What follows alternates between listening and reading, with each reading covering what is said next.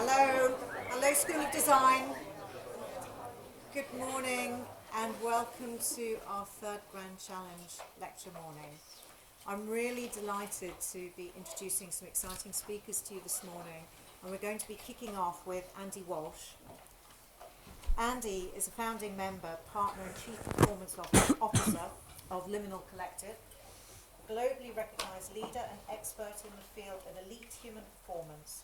His experience runs the gamut of human performance, research and training of all aspects of human performance for individuals, teams and large organisations in sport, culture, military and business settings. His work is to demystify talent, has led him on a mission to hack human performance and to share his learnings for the betterment of society. So without further ado, I would like you all to welcome Andy to today's Grand Challenge. Oh, thank you. Thank you very much. I'm just going to set a timer here so I don't go too long for you guys. Can you hear me okay? Isn't too bad?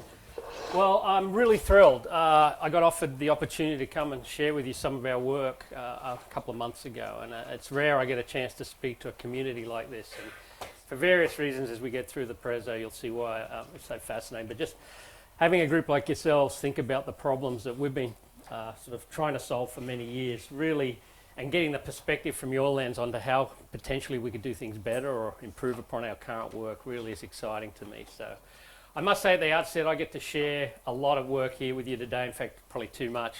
It's going to be a brief introduction and then sort of dive deep into some areas. But a lot of the work represents the community. We call ourselves a collective because we really are a global network of individuals who've just passionate about how to help people improve, whether it's in an individual setting or a team setting or organisational setting.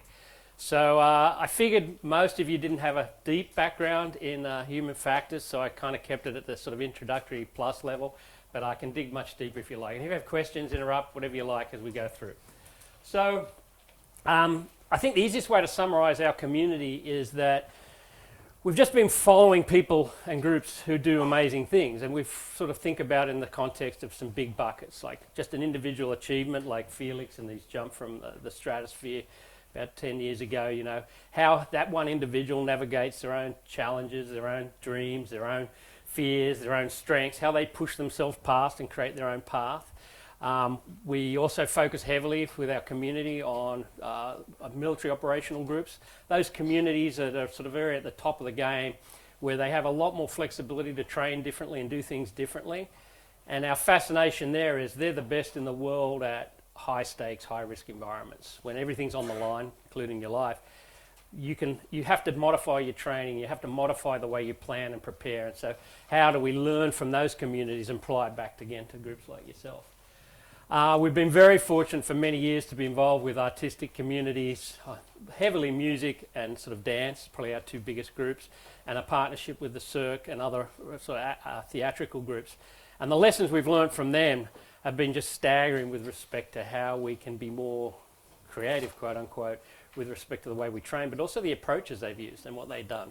And obviously the athletic world is where most of us started, because that's historically where most of the work was done with human performance. You know, Olympic athletes, professional athletes, any group like that that's day in, day out is sort of training to compete. They obviously sort of started the programs that we sort of reflect upon, but they're not the end point. They were really just an introduction for us. So that's sort of, if you think about it in the broadest context, we've been tracking people from these communities and broader for about 30 years, studying them, measuring them, asking them questions. How did you get to where you are? How did you make such an extraordinary attempt in terms of mastery of your area, and just capturing that IP? But I thought, you know, I could talk all day, but I'll show you a clip. And this is sort of the end of my career when I was at sort of Red Bull. It sort of captures everything. It captures a bit of the risk. It captures a bit of the creativity of a group of talent that comes together. It's a team setting. There's a machine involved, so we're talking human-machine sort of concepts, but mostly it's a little bit of fun. So this is sort of where we cut our teeth. Can you turn it up a little bit, please?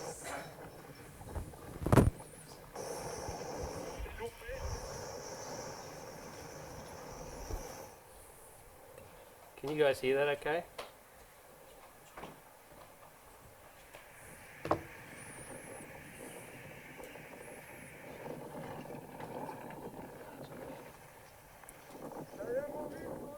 You probably don't need to hear what they're saying anyway.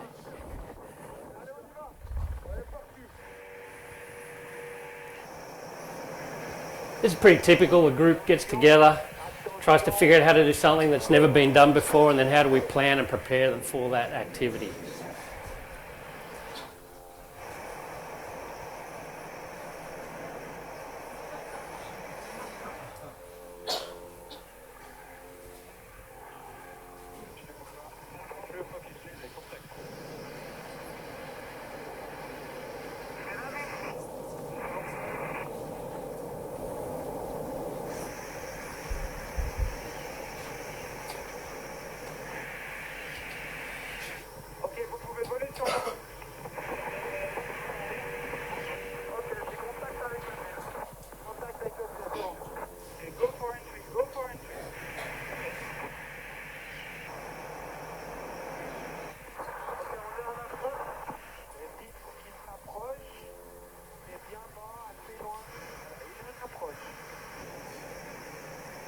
So it's actually falling, it's not flying.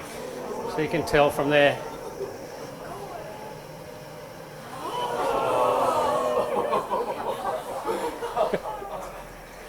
And here they're trying to figure out if they've got enough room to keep diving, or do they have to pull up and let him throw the chute, because they're getting close to the deck. And it all works out in the end, you know. It's fantastic. So I thought that'd be a little interesting one for you. Let me just excuse me a second. I'll see if I can. Obviously, they're excited when it goes well. Let me excuse me 1 second. I'll just see if I can get this noise to be a bit cleaner for you. Apologies for that. Where's the sound? There we go. There. We didn't. Obviously, no preparation here this morning, so apologies for that. So how do you capture all this info? And this is a generic model. So if you think about what they just demonstrated, and we're trying to watch and learn and listen from that group, we had to come up with these models of performance. And this is a very generic framework, so it doesn't really apply as simply as this, but it gives you an idea. You're an individual. You're trying to be the world's best artist, the world's best musician, the world's best freebaser, whatever it is. There's a series of factors that align up that we can work on to help you perform in that space. And we try to bucket them in the very simple things, like the skills that you need, obviously the technical skills. In most cases, and especially the athletic environment, there's a physical component. The psychology, the tech, nutrition, medical. What's really fascinating, though, is we start to spend more and more of our time with the very top performers. This is that they've already got. They come with the game all sorted, they've got the skills. We spend most of our time on their character, their creativity, and their spirituality. So really getting them to think about what they are and what they stand for and a whole bunch. And I'll dive into a bit today. But yeah, whether it's an individual, a team, organisation, there's obviously every model's specific, every model's different, and you can make it up whichever way you like. And the key to this is the model doesn't have to be right. You just start with some framework, and then you start to just iterate each time you do something, you live and you learn off that model. So we're obviously part of a global community who's studied this for many years, and we like to think we're fairly good at what we do, but then in our world, we're always coming across individuals who just show us what's really possible with respect to human capabilities, and then we recognise that we're probably a 2 out of 10 with respect to our knowledge base. Does anyone recognise Stephen here? Stephen Wiltshire. So you know his background if you're not familiar. Savantish in his artistic rendering of the city of Manhattan here. Flies over the city, 20 minutes, can recreate this from memory. So that just shows us, and there's examples like this in every discipline we work in, that we really have no framework for understanding what the capabilities of human are. There's the stuff you see on the TV, there's the world records, but that's really here. When you see things off the records, you see that what's capable of humans, and sort of get this benchmark up here, and you have this huge delta. And that's where we start to think about, when you see that in the artistic community, the physical community, the medical community, the spiritual community, the military community, you start to see that there's this sort of superhuman capabilities that align at the very top of the curve. But again, we're at like a 2 out of 10. So the opportunity in front of us is staggering. No one really has a good sense of how this actually gap gets bridged, but every year we're starting to learn a little bit more. And so we start to frame it up nowadays as this sort of human 2.0 construct. Very simple way of just communicating to our people. Okay, we're here. But technology is now coming on board that allows us to look at the human condition in a way we've never been able to. So we're actually able to measure things now on individuals or teams in ways we've never been able to, which are giving us greater insights. And that's sort of the beginning of the hockey stick, if you like, the beginning of that puck, if you like, as it's starting to ramp. What we're also able to do, given that understanding, is modulate humans from pure genetic modifications to behavioural modifications, etc., emotional modifications, in a way that we've never been had access to before. So it's kind of like the evolution of evolution. For the first time in history, humans are able to now modify their trajectory, which is scary and interesting at the same time. So the idea is, as we understand more and we can change more, what's that pathway we look at? We always start with the fundamentals. So who are you? What do you stand for? And for us, that anchors us in really the basic human construct that we're interested in. But I'll give you a few examples as we rip through. The physical one's easy, and again, just to give you a sense of what's sort of possible now, because I know you guys are thinking a long way in the future and sort of reflecting back. If you're an elite endurance athlete, yes, we've taken care of your nutrition, we've taken care of your training, we've got all that dialed. We're looking for those little tiny things that we can modify. So I'll just give you an example. This is a group of 7 of the best endurance talent in the world across disciplines, so cycling, riding, running. And this is what a typical day would look like for them when we're looking at breaking through. Not just an incremental gain, but a massive shift in performance.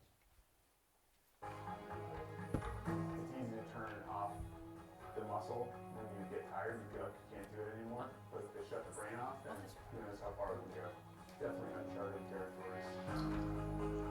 So we are looking at the role that the brain plays in the fatigue process. There's a mismatch from what the person can do and what the biological reserve is. And we're trying to understand that better so that we can design better training programs for these people. They're monitoring everything that you can think of on your body. So there's tape around your neck, all of your body with electrodes on your calves, on your quads. It's not very comfortable, but I mean, it's super cool what they're doing. We're going to do a whole bunch of physiological and neurological testing while we're exercising. We hold a paddle next to their head.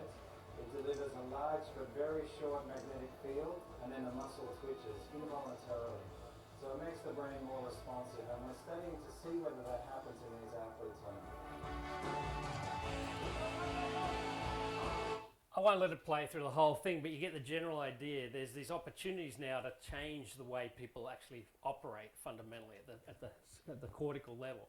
Now, that's a simple question to ask. It's sort of why do you stop? If you're out there exercising or running, what makes you stop? Are you tired?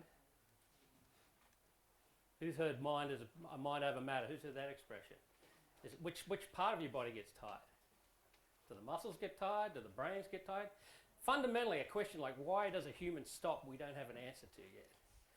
So simple questions like that are really at the backbone of this. Obviously here we're trying to turn off the part of the brain that makes you stop, or one of the reasons it makes you stop. But of course that could create other problems down the track, you know. So this is sort of that's sort of the elite level of training. And very experimental, so I wouldn't recommend plugging yourself into your car batteries yet. As I said, nutrition, I know it's an easy one to pick up. So this will be a basic panel of nutrition for a world-class talent. So thousands of biomarkers down to the metabolic level. How do we optimize what you're eating, how you're eating, the way you're eating for a particular event? We measure it all. Very simple stuff, but very profound impact on you as a performer. The biome, you've probably heard a lot of this in more recent history. It's a popular thing that's creeping up, the gut biome. The gut is a sort of second brain. The gut is more innovative than the brain is in terms of neural connections. So can you change things with the microbiome or the bacteria makeup of the gut and shift behaviour?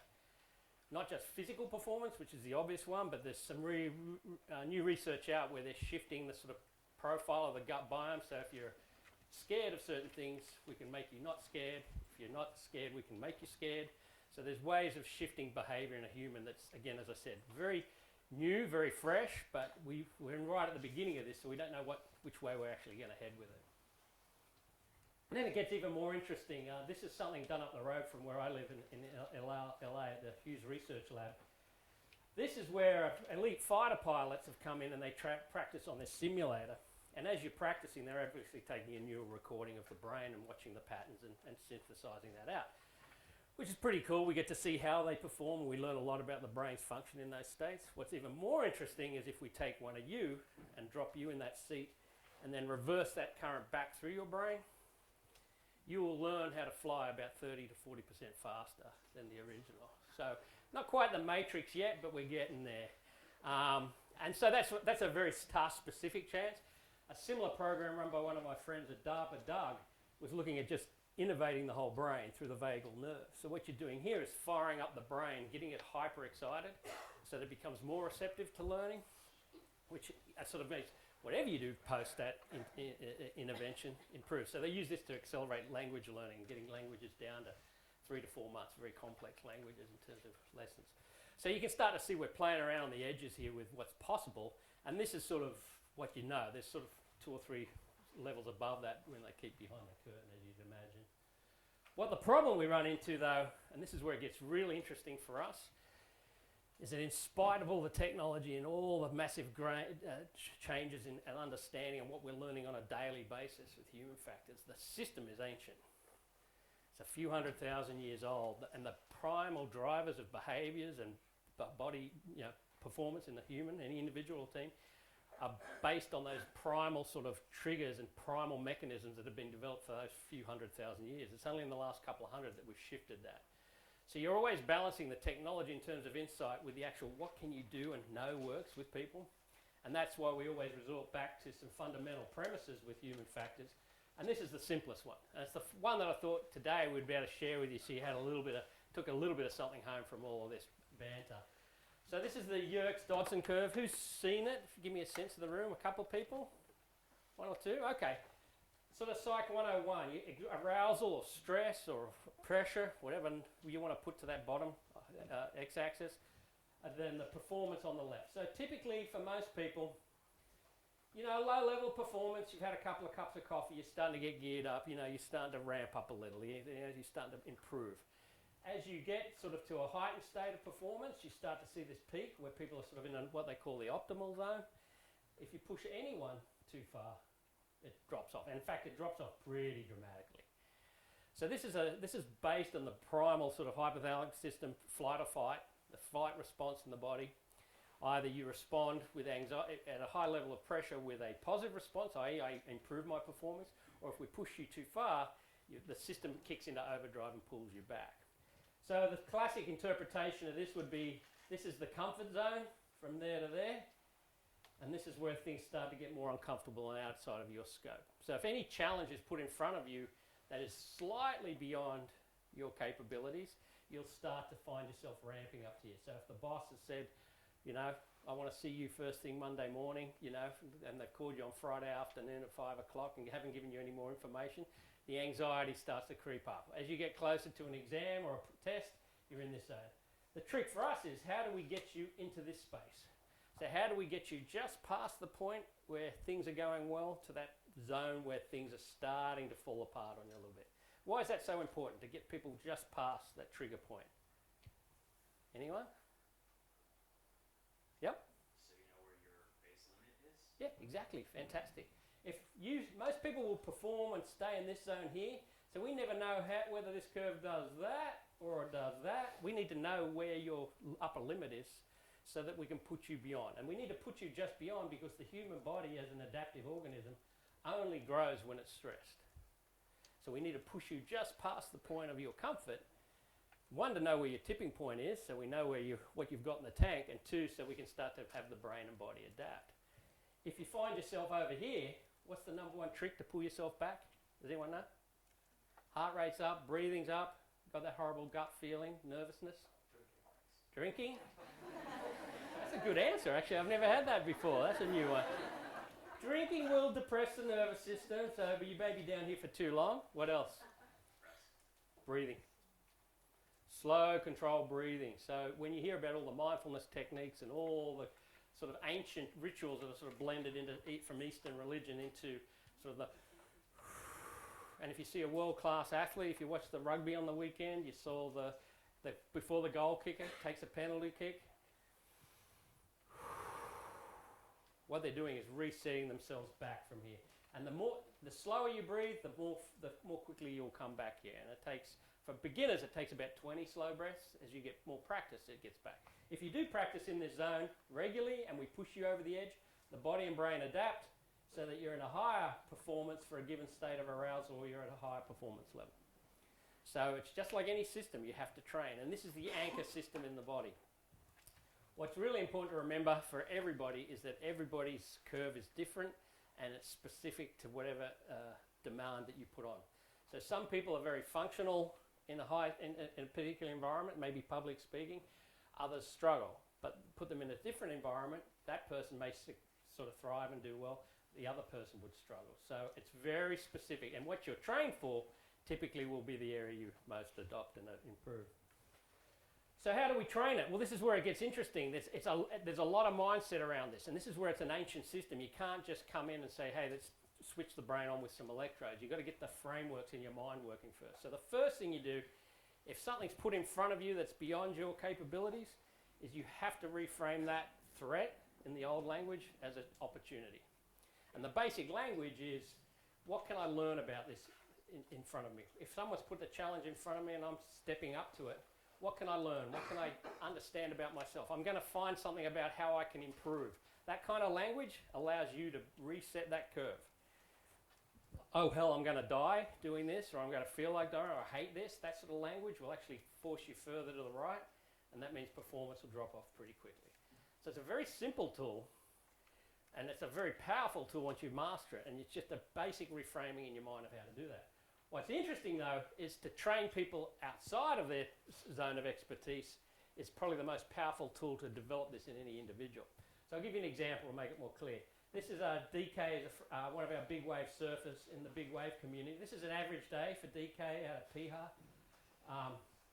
So he's having a rough day, and, you know, how do you train him? The classic model would be, all right, we're going to take you and find a bigger wave, a more dangerous wave, and we're going to keep pushing you, and we're going to train you in your space. So I come to art school to become a better arts person, master of that particular stuff. That works to a limit. But when you get at this high level, it's very hard, one, to create a situation more dangerous than that. If you do find a situation more dangerous than that, you'll probably kill them. So you can't do that, obviously, in training. It's not good for business. And the idea is, how do you get them to ramp to the far right of that curve so they can feel it, so they can get that anxiety, they can get that stress, they can feel the pressure. They have to learn how to modulate, all right, reframe it, reset myself, without putting them in harm's way. So you come at them obtusely. You come at them in a way that they've never seen before. So they've got no kit, they've got nothing to step up to the plate with, and it gets them to that state, they get to practice it. So the technical training would be, and this was just last week, where obviously falling 30 foot from a wave, you want to practice falling 30 foot from a wave. They hit the water, someone will pull them under, they'll hold them underwater for a little while, they'll pop up. So that's practical skills-based training for that event, makes sense. What's interesting, and of course, but here's a challenge, and I'll use this clip. This is fun for them. This is right in their wheelhouse, so they're not really struggling. So what do? Well, we talk to Cirque and we do this with them. These are the switch, these are extremes. Laughing and crying. Like we were saying, find your place and find your moment that triggers that emotion and just push it and push it and push it. And then switch. Okay? Alright, cry guys. Cry. Actually getting up in front of a crowd and really letting go and actually showing emotions, laughing and crying and jumping around, screaming, all these energy exercises and all these different things. I felt like that to me was by far the hardest thing ever. So DK was the individual falling off the wave, but putting him on stage and having him express himself emotionally, it's far harder and more challenging for him than... Now, if we were to drop you out in the ocean, you'd probably flip that. That wave would be more challenging and terrifying for you. So you see the tools now, we start to come at it. So at the elite level, you just can't come at them with what they know. You've actually got to come at them in a very obtuse way. And he's terrified up there. So it's the hardest thing he's ever done. So he has to manifest a whole set of behaviours and skills to get himself back down off that curve. So it's sort of counterintuitive. And they do transfer perfectly. So if he's mastered this idea, so he through that training, he's like learning, okay, I'm getting in front of a room, I'm scared, but what can I learn about myself? So he's reframed that challenge, that threat as a challenge. The next thing we're trying to teach them to do is assess versus assume. So one thing about human behavior, again, an ancient mechanism, is in the absence of knowledge, humans will fill in the blanks with worst case scenario. Again, if you don't know what's coming, if there's not enough information to actually inform you about the next step in whatever you're trying to do, you will typically fill it in the blanks with what's the worst I can possibly see. And again, dates back to ancient times. You're walking through the woods, you hear a rustle. The safest assumption is something's going to eat me or kill me or hurt me. So either ramp up to fight or ramp up to run. Helps you back in those days. Nowadays, it's actually a big negative, and a lot of our top performers struggle with this. So versus assuming the worst, what's the assumption, what's the assessment you can make?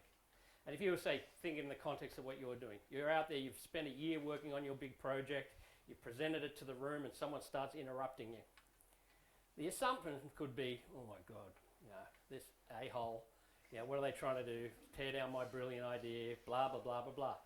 The assessment could be anything. Are they trying to help? They're not appropriately communicating with me. Did they have a really bad day, beforehand? There's something else going on in their life. So to test that, we actually use similar systems. We try and come up with things they've never seen and see if they'll switch between assumption and assessment. So it looks like this. And these athletes, there's actually a mix. There's some artists from Cirque, there's some athletes, and there's some founders in these groups. All world class. And it's a little hard to see with the lights here, but here they're being briefed, and you'll see there's a big snake, a box. They've got to crawl through the box of snakes, basically. For us, fear is not a bad thing. It's actually a tool. It's a trigger. It brings you up, and in many cases, you need to be brought up to get ready to do what it is you're about to do. I knew I was scared of snakes, but I've never actually put myself in a position where I had to be near them. Remember the two things: slow movements, low stress. Obviously, we're gearing with them. At first, I was doing my deep breaths, and it almost didn't really sink in what I was doing. Apparently, I kind of charged. Everyone else was taking their time, and I just wanted to get through there. My heart rate went from sitting down beforehand at 37 to 170 while I was just crawling in there. Learning to face that kind of primal fear and having the experience of feeling probably the most fear I've felt and overcoming it, and how amazing that feels afterwards just gives us the confidence to do that again and again. So you get the point, and trust me, they're elite, so we're trying to figure out ways that we wouldn't typically use with a group like this. So, and there's a whole background of training and education that they're getting. So we're not just, you're seeing the kind of highlight reel. But she, put Kristen in that context. She's at the starting blocks of the Rio Olympics a couple of weeks later, and she's obviously nervous, but she's not as nervous as she was. So she's learnt that skill. But what would have the assessment been for her versus the assumption? Well, let's flip it. What's the assumption? If I put a big box of snakes here and put you through it, what's the assumption? I'm going to, snake, death, bite, something horrible. What's the assessment? Sorry, what was that? Well, you'd expect that, and more importantly, am I allowed to hurt anybody in training? Again, not what you've seen here, no, technically not. So we're not allowed to put anyone in harm's way. What sort of snakes were they? They're boas, they don't bite typically anyway. And what happened was everyone saw the snakes and just went, and so we call it looking through straws. You've lost all your visual acuity, you're not paying attention to any of the proper situational cues. If you'd actually looked at the snake, and they had a chance to observe them, they're the snakes they use in Hollywood, so they're always got a nice soft elastic band around their mouth anyway, which you can actually see. It's clear, but you can see it. But no one paid attention to any of this. They just went straight to, $1.75 for her is like getting her to run up Everest.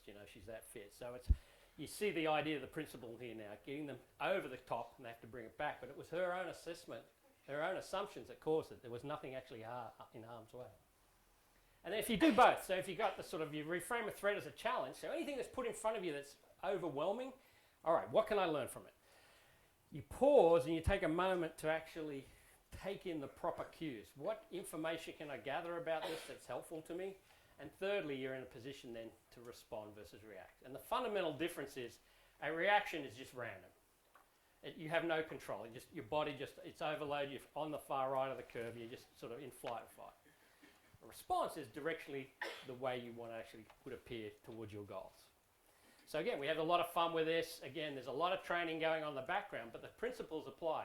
So we had a group, again, a similar group out in the woods in Montana. They'd spent a week in training, so we're going through all the safety tips and going through all the psychological training and methodologies. They're sleep deprived, food deprived at this point, so we've actually pushed them up that curve naturally to try and get us a head start on that sort of on that human state. And then we're giving them right here the world's worst lecture on hydration, and they're about to walk through the woods of Montana. It looks like this.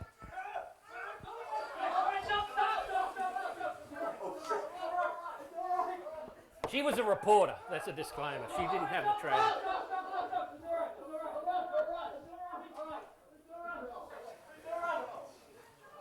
Took us a week to train him.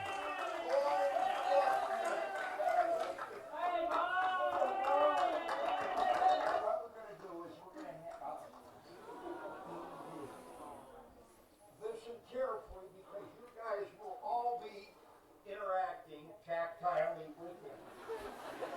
That's the look we're after.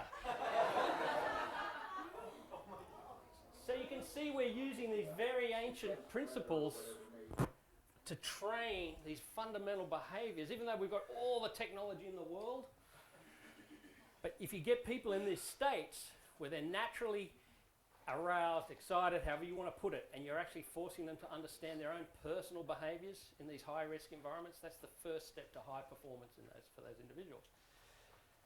We then put them through functional MRI pre and post. You can actually see in this particular world-class athlete, her response to fear and anger was reduced after 8 days. So this has actually shown that the brain is changing. So the very plastic nature of the human brain means with training it improves.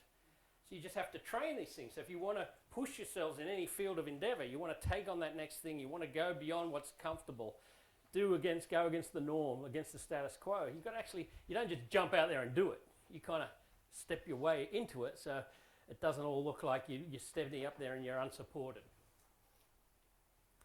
So that's how we make one individual sort of look at that basic premise. And when it comes to teams, it just gets far more complex. Because if you think of that curve, this team in the middle of the room here, everybody's curve is different. So on any given day in that team, people are high, they're low, they're in the middle. It's how do you bring sort of congruity to that situation to get a really high-performing world-class team. Well, the science is helping. Systems are now in place where we can look at high-performing, highly functional teams. And we actually show that through training, their brain patterns cohere. So there's a synchrony in the brain across the team. There's new systems now that are trying to force this. So you're actually in the room working as a team. The display is showing you that so-and-so is off. Bring them in, change their behaviors or get rid of them, replace them on the team, that type of thing. Excuse me, again, it's for high-risk, high-performing teams. Just starting to unpack this whole understanding. And there's lots and lots of this stuff. I only picked a couple of examples, but it just shows you again the technology element is coming into play to help us understand what's really going on when that team really gels and when those people really connect with each other. And this is just one piece of it again. What's even more interesting for us is the sort of next phase of teams, and most of the work we're doing now is in the human-machine team phase, because every high-performing entity in a team environment that we're working with has some integration with some sort of AI agent or some sort of machine. So what's really interesting now is, in fact, the technology for the AI and the agencies are going through the roof. As you know, they're accelerating faster and faster, but the human's sort of sitting here kind of left behind. The number one thing these the research programs at the AI level are looking at in terms of teaming is how to understand the human.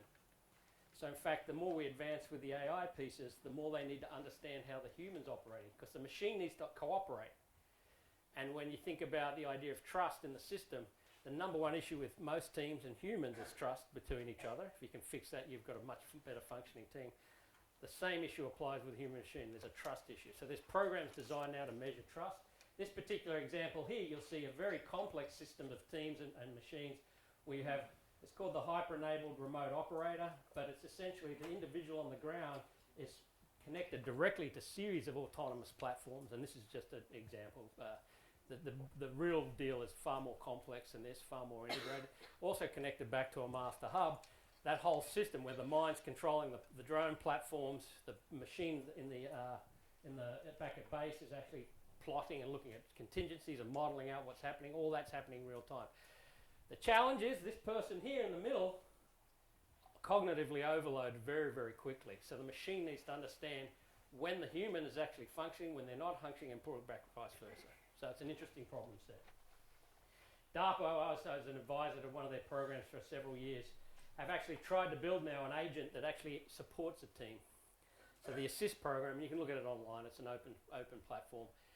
Building an AI agent that actually works as a team member to enhance your interaction with other humans. So it doesn't actually engage in any sort of platform of knowledge. It's actually there to help you work better with the person next to you. So again, the machine at that point has to understand human state.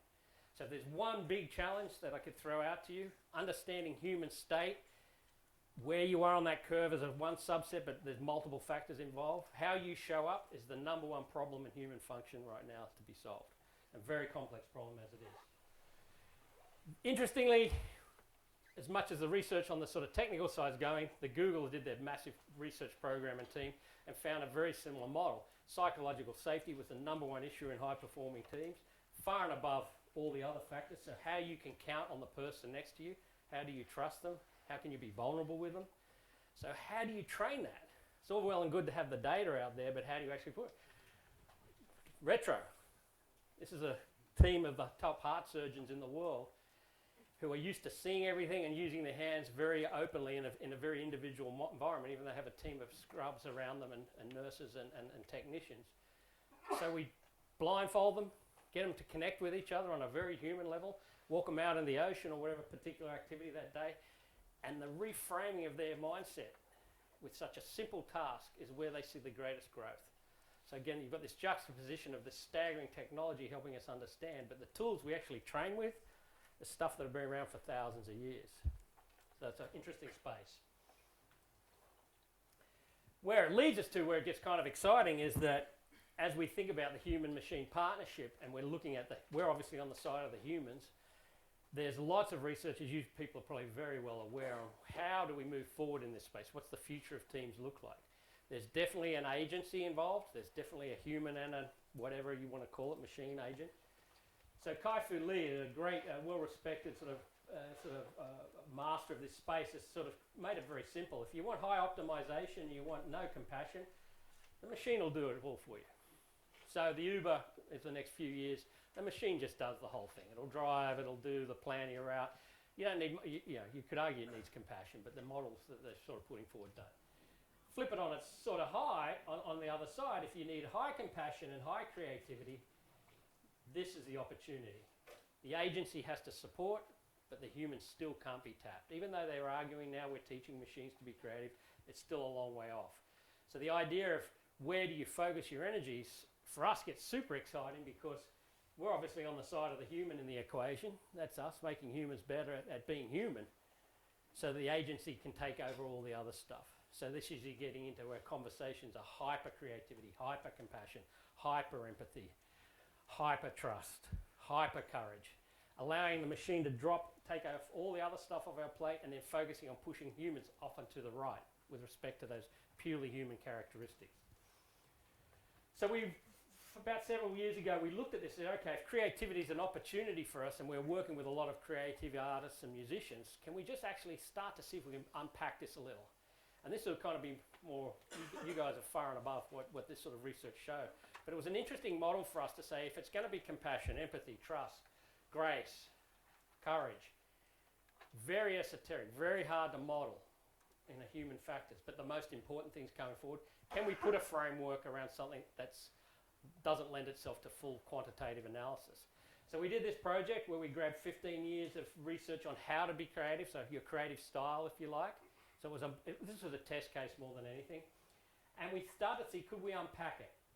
Now we knew that if we could really get some insight out of this, there'd be amazing opportunities in front of us. But it was even hard to get the creative community to understand why we're even doing it. It's a bunch of people who are typically training athletes. So we came up with this little clip. Will kind of give you a sense of what we're after. Yep, this is a cow.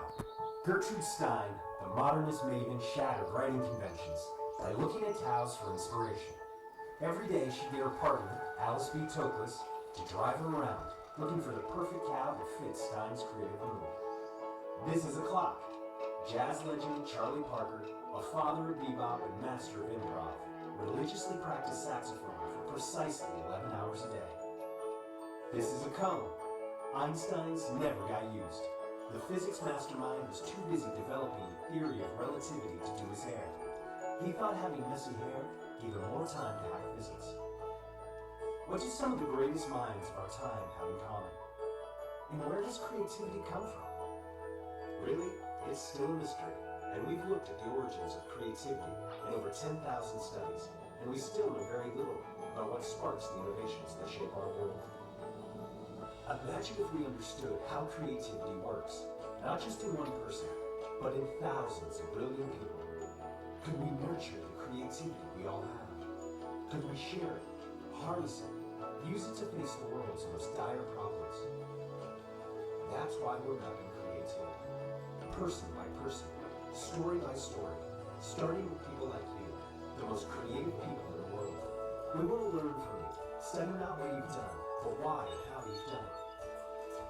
We want to link the creative process with thousands of others to understand how the best of the best come to create ideas. We're mapping a universe of bright minds, like yours, to discover connections, pathways we never knew existed. This is the largest study of human creativity in history. From this powerful constellation, you'll help us unlock the mysteries of our creative potential. From you, we'll learn how to think differently. We are hacking creativity. So you can imagine the response to that was pretty negative. People were like, you can't do this. This is this thing I have, and no one else understands how I create. And we're like, absolutely, full respect. But that doesn't mean we can just get a little bit better at understanding it. Just a little bit for us non-creative, so to speak. So we thought about it in terms of a model that was developed in another program for the government. Well, let's just get the machine to go out and read all the research, because it can read it all quickly and very well nowadays. And just pull it all in, just aggregate it in one spot, just so we're not going to recreate the wheel in terms of miss anything that someone else has already done. But then let's ask, that only captures what the researchers have done, which is usually many years behind what's actually happening. Let's go and interview in our community all the top creative minds we could find and just ask them, just do the interview. So you kind of got the AI machine talking to the sort of expert intelligence, and then we said, well, everybody's got something to offer. Everybody has a creative nuance, so let's just not cut it off at the elites, let's bring everyone. So we had them, and we thought if we could collapse that data, what would we learn? And it was a really fun experiment because it gave us a lot of insight into the community, but it also unpacked things for us in terms of how we prepare and train these individuals. So this is what and this is all online. I'll hopefully get it up again. This is all the literature spread over all the main topics around the world. But interestingly, only about 15 to 20 papers were on art and creativity, or theatre and creativity, or music and creativity. Most of it was business. So straight away we learned there's a massive hole in the research in terms of where it's really happening. If you click on any one of these dots, it would zoom out to this sort of, this is the analysis, and there's pages of sort of aggregate information about that paper. So you could actually look and connecting and sort of navigate that whole space. Pretty interesting.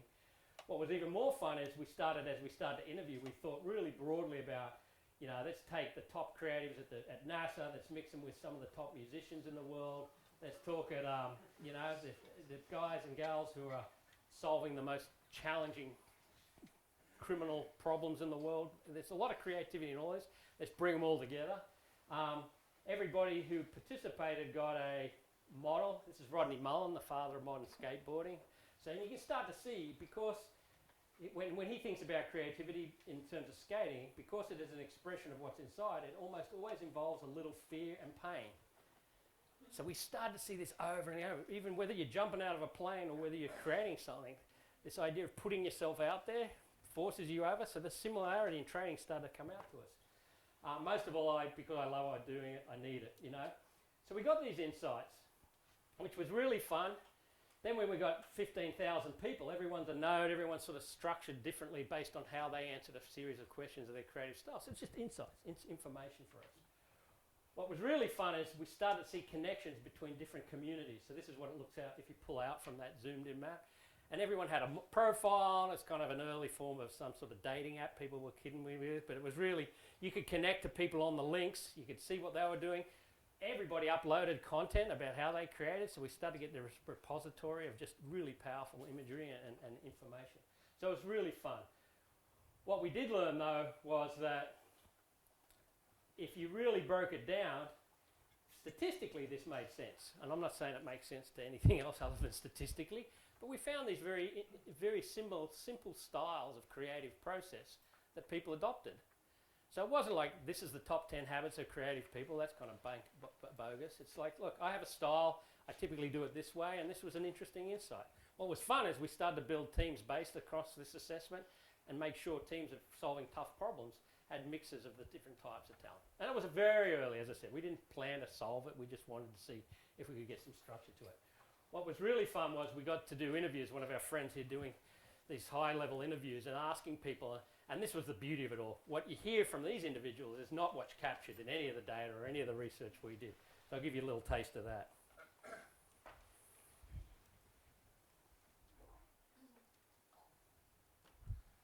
Maybe I'm out of battery. You want to be. Of course, the instrument will say, no, it ain't me, it's you. Right. The instrument talks back.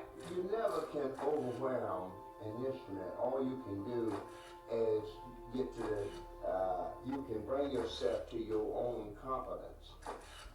But there's always more left in the instrument. Yeah. You understand me? Sure. You will never get out all of this beyond what's in there.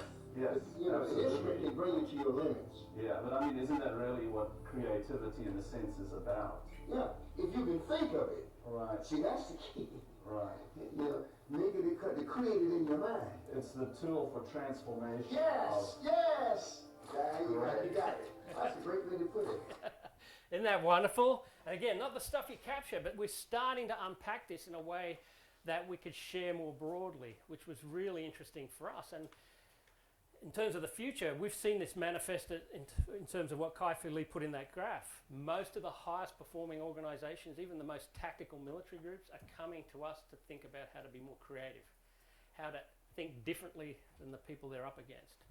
And so this fascinating switch from, yes, let's get them fit, let's get them strong, let's do all that. Now we're way over the other side of the pendulum, which speaks sort of great to you guys' future. And then we started to think about it in a team environment, and what lessons could we take from this and actually apply to, say, a World Cup rugby team or the top tennis team in the world. And we started to pull, and I apologise, I didn't have anything more relevant to the British audience. But you just listen to this. I'm going to ask you a couple of questions afterwards. This is Mr. Springsteen talking about one of his albums and reflections from his team, so creativity in teams.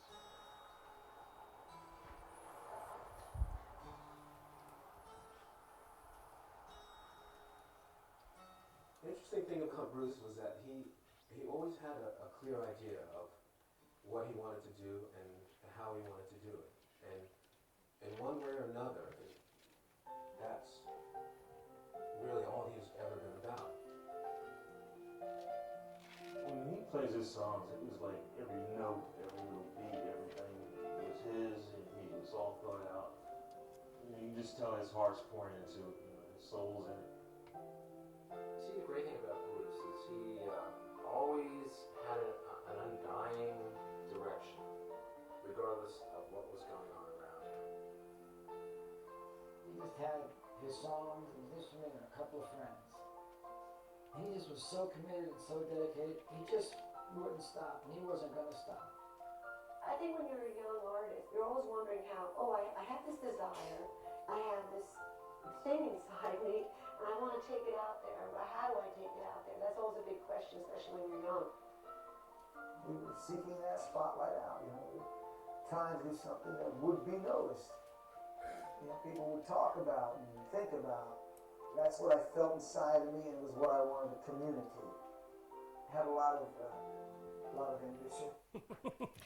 So it's interesting when you start to hear this, and what we're doing now is we're not looking at these groups and communities in terms of trying to understand the creative piece as much.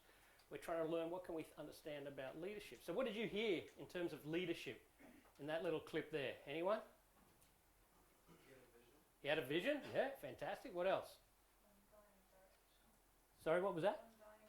Undying direction. What else? Desire. Purpose. So we're starting to get these tools and seeing these insights, and this is what we're taking actually from the artistic world and applying it to the athletic world. They're trying to figure out, how do we do this? Well, this is what it looks like. How would you lead that team? There's another example for an athlete. How would you lead that group? If we said, here's the band, off you go.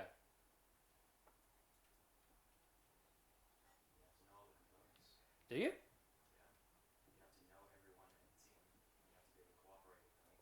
Yeah, yeah. What have you guys learned in school here? Well, how do you lead a creative team? Good question, I guess. I don't know the answer. That's why I'm trying to learn from communities like yours. I guess it's still under respect as well, isn't it? You've got to be respecting your counterparts. Yeah, and you have to have freedom, and you have to be able to operate in an environment, and this is, I'm repeating what I've been told, where you're uncertain about the direction. There's a passion, but how it manifests, you have to be comfortable in uncertainty. So go back to the first curve, the wingsuiters jumping off out of the plane, overcoming fear to execute at a higher level. We see exactly the same trend in the creative community. In fact, we call it, creativity is another word for courage. If you are trying to put yourself out there and push it. And so how do we train our creative communities? We teach you how to, basically jump out of planes, metaphorically. Which is a lot more fun than sitting in a classroom listening to someone like me. So then we get into humanity. So if you've sort of mastered yourself is the first step. If you can control your own behaviours and control your own senses, then in a team you can manifest high-class, world-class performance by cooperating, trusting each other. Then you're in a position to do extraordinary things. So you see a similar pattern over and over again. I'll use the Felix example for this. This is Felix Baumgartner, who did the Stratos jump. This is his drawing when he was 5 years old. So he had a vision, he had a dream. Probably didn't quite see it coming together like that, but that's where it starts. Someone has a brilliant idea, they want to change the world. Now we've got to train and prepare for it. Interestingly, when we got to the Stratos jump, which any of you see it on the internet, you probably saw the PRL, the polished version. This is what it looked like from our sort of vantage point in mission control. You can see here his heart rate and respiration. He's breathing half fast and he's really excited, or scared, and you take your pick. Here you can see the target, but as he jumps, you'll see this move up, and as it hits number 1, he's breaking the speed of sound. But a very technical, highly engineered project. Lots of hardware, lots of scientists, all well and good. This is what it looked like from this perspective.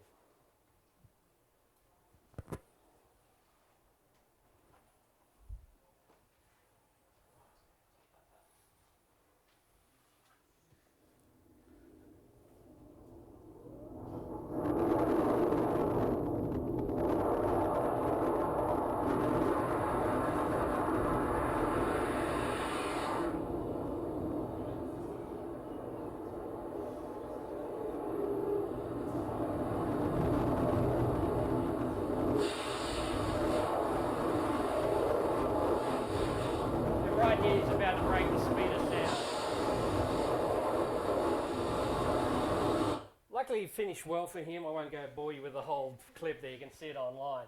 But it was interesting that we had 2 major failings in the program. One was a technical, but the biggest challenge we had was Felix himself, personally. This whole technology program moving forward, and we'd forgotten about the human in the loop. And he spoke openly about how the breakdowns he had. He had 2 breakdowns during the course of the event. And we had to reset again, just another example. As much technology in the world as you like, there's always still going to be a human in the equation.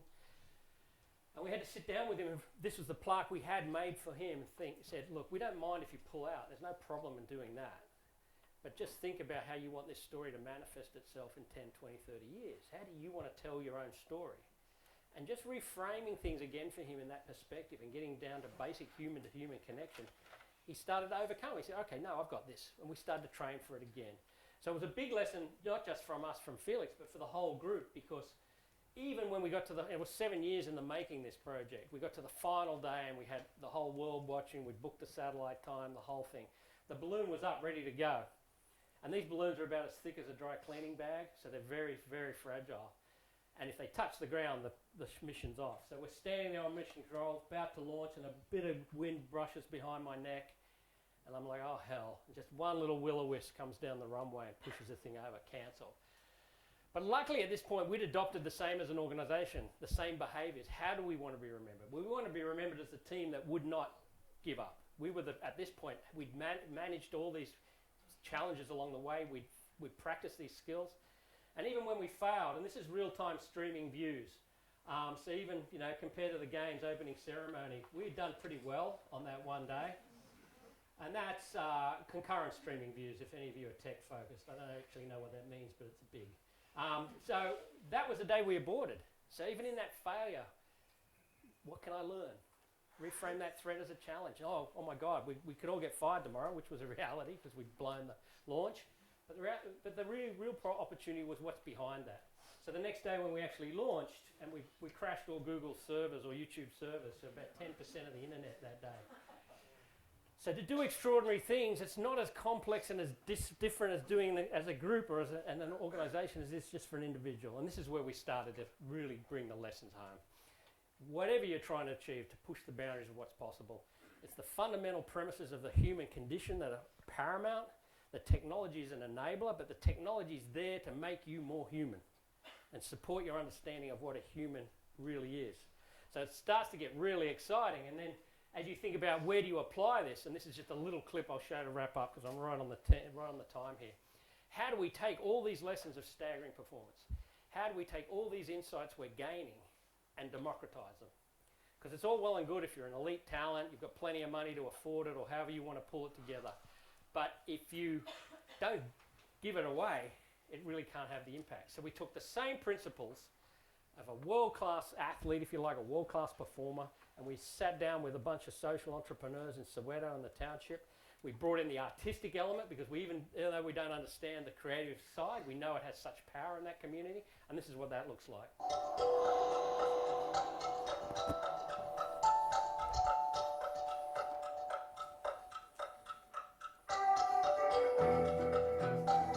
Connecting people who are doing good things, helping people who try to help others.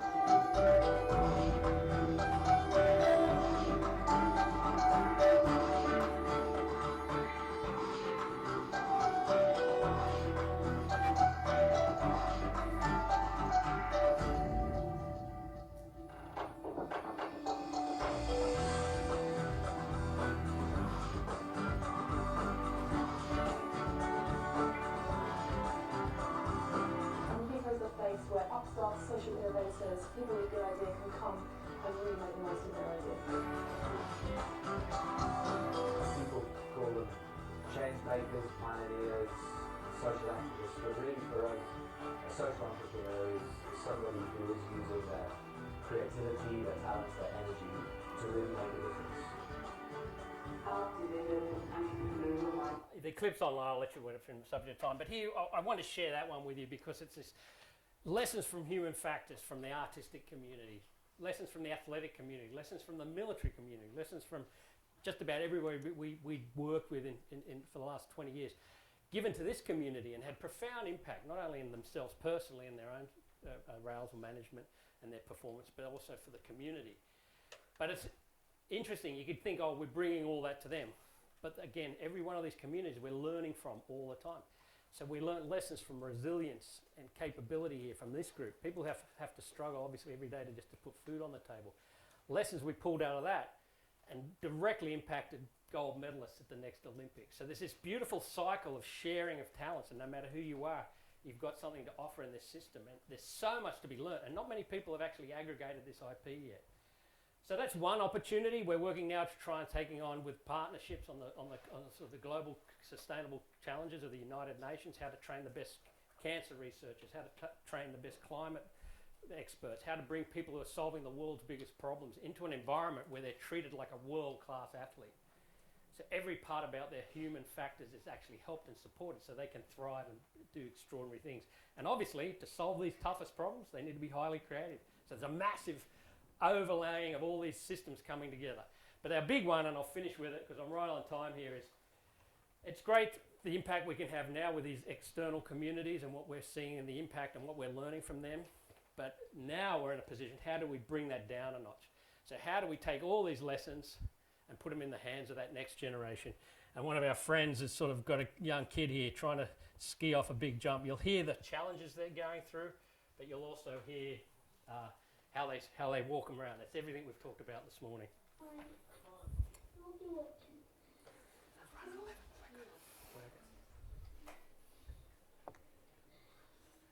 Here goes something, I guess. Just before your PhD presentation. I'm gonna jump. Oh, my ski's slipping off. No snow house. Okay. Hey, do you go faster on the end run? A little bit. A little bit? Do you think? Not much. Just longer. Just a bigger 20, that's all. Just a bigger 20. I got it.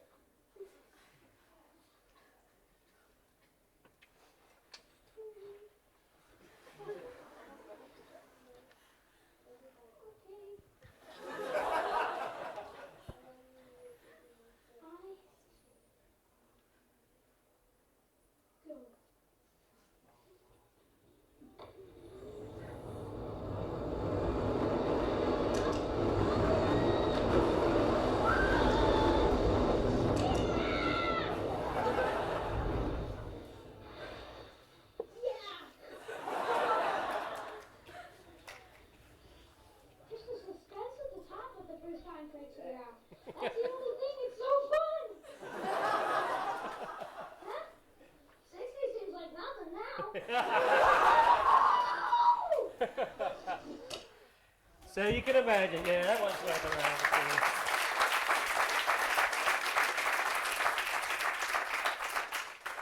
The same things we used to talk Felix off the ledge at 130,000 feet is the same things that this kid could have used. So you imagine every time someone does achieve something that's just beyond their scope or just out of their reach, the human condition erupts with that kind of emotion, this wonderful exuberance, this confidence, this I can now take on anything. So the challenge to put out there is how do we capture that and make it available to everybody? And with that, I'm going to wrap. So thank you very, very much.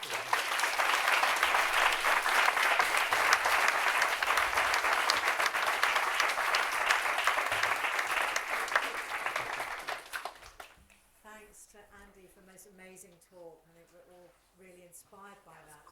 We're trying to set up a session maybe later on today for some one-to-one with Andy, but we'll keep you posted on that a little bit later towards the end of the morning. While Ashley is setting up here, I'm just going to cover something that I should have covered right at the beginning, fire drill. If we have a fire drill, clearly those of you on the front side of that midway point, we will exit through this door. Everybody at the back and at the steps at the side, we will go through the back. Hi also to the live streamers out there, while I introduce our next speaker, Professor Ashley Hall. Ashley is Professor of Design Innovation in the School of Design, and he's also a visiting professor at the Central Academy of Fine Arts in Beijing. He has an MA from the RCA and a PhD from the University of Technology in Sydney. And he has a background in design practice, teaching and research. Ashley joined the RCA in 2006, lecturing and researching on Innovation Design Engineering program. He now leads postgraduate research at the School of Design and the MRes in Healthcare Design at Imperial College. He researches in design innovation methods, ranging from innovation strategy to design thinking, design for safety, experimental design, design pedagogy, globalization design, and cultural transfer. His international activity includes leading cross-cultural design innovation collaborations in Australia, China, Ghana, India, Israel, Palestine, Japan, Korea, Norway, Mali, and the USA. So a big welcome to our very international Professor Ashley Hall.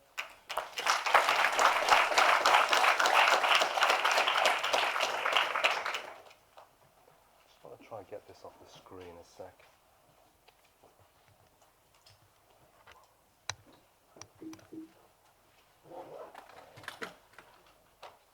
Get this off the screen.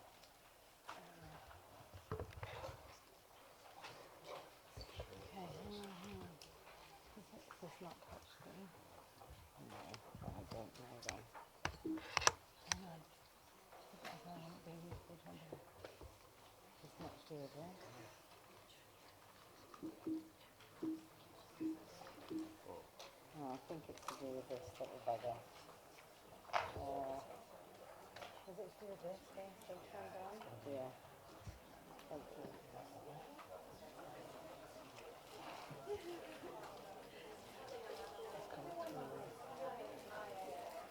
Okay, actually. A little bit, alright, but yeah, it's fine. Can I just disconnect that a second?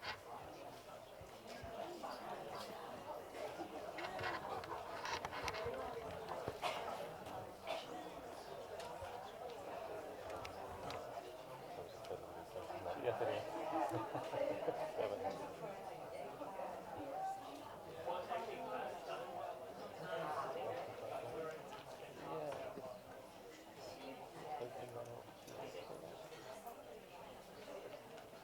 Yep.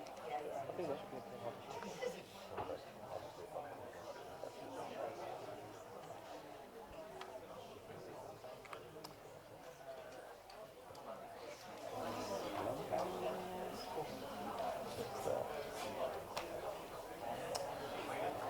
okay, so good morning. We thought it might be quite useful to just talk about designing in the future and share some ideas and some of the questions that some of you are going to face when you're looking at the deep future of design. So this is the kind of stuff that most people are involved with, maybe designing a new product every year.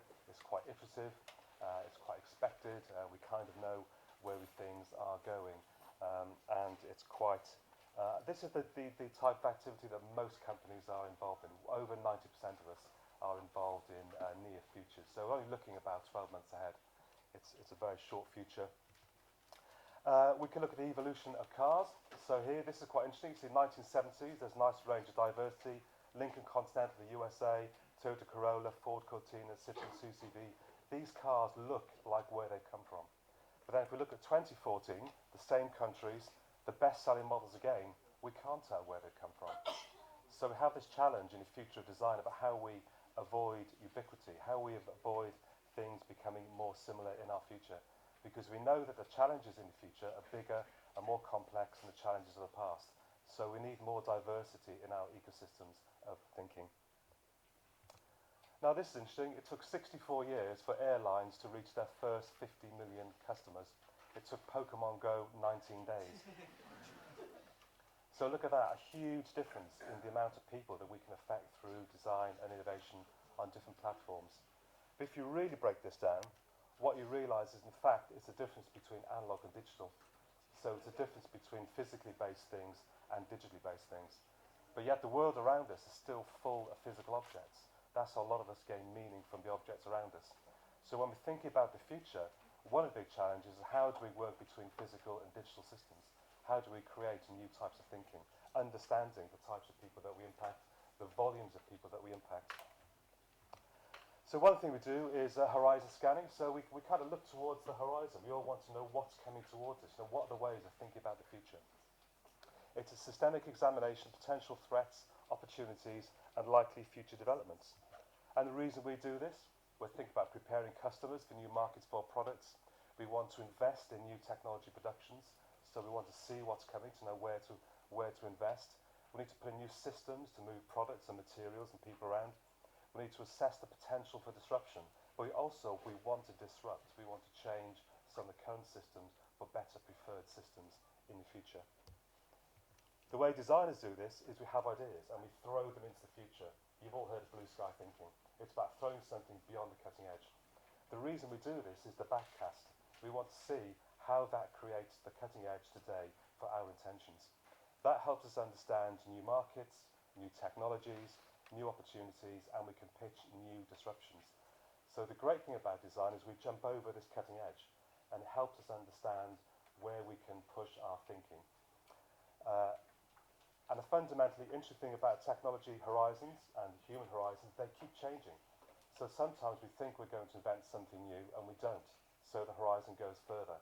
Sometimes we make a breakthrough and the horizon comes several years earlier. And of course this happens across multiple technologies, multiple challenges, situations around people, risks.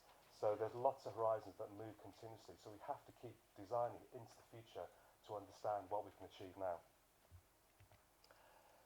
It's worth thinking about horizons on a different level. Most of us work, as I said, industrial production 2 to 3 years out. So we have a technology that's pretty much proven. We know how to industrialize it. That's the vast majority of what manufacturers, services, systems are doing on the face of the planet. A few people are looking 5 years out. So this is where we might have a proof of principle, or we might have a test rig. So we can press a button and something kind of does what we think it'll do in that 5-year horizon. Horizon 3 is 10 years out. So this is something that an expert in the field thinks is kind of conceptually possible. Challenge for you, how do you do this? You know, how do you design for 20 years? How do you design for 50 years? How do you design for 100 years? You've all got iPhones in your pockets, or smartphones, most of you, pretty much all of you. Imagine taking it back 50 years. I mean, how would somebody understand what the object is? How would they understand the interfaces? How would they understand the intuitive aspects and non-intuitive aspects? How do they figure out what it actually does? But if you design for 2060, 2070, 2080, that would be the same challenge.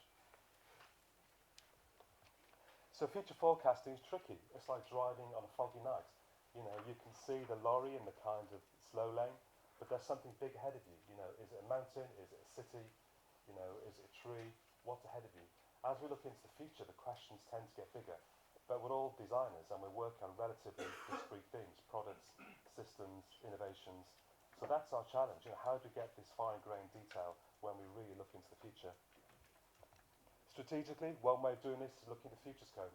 So this helps us understand where the plausible futures are, the probable futures, the possible, the preposterous.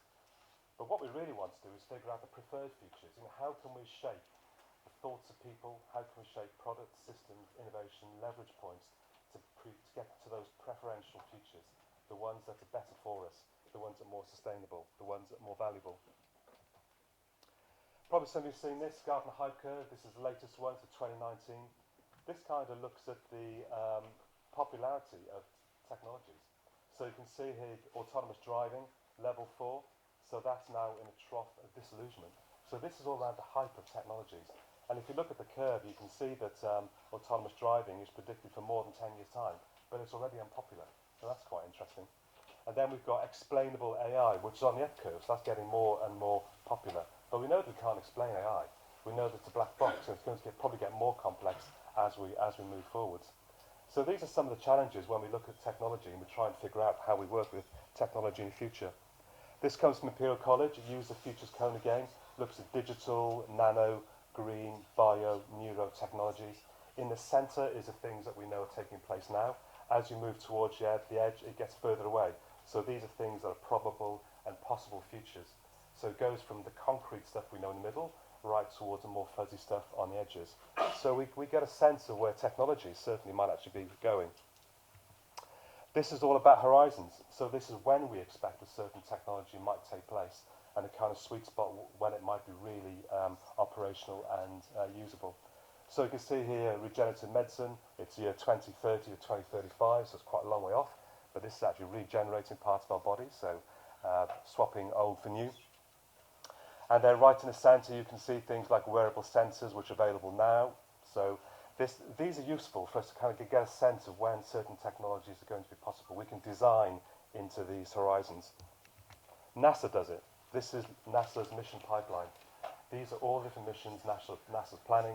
These are some of the technologies that they think will occur at certain periods of time. And they'll invest hundreds of millions of dollars to accelerate some of these technologies so they're cheaper, faster, better, and usable at an earlier time frame.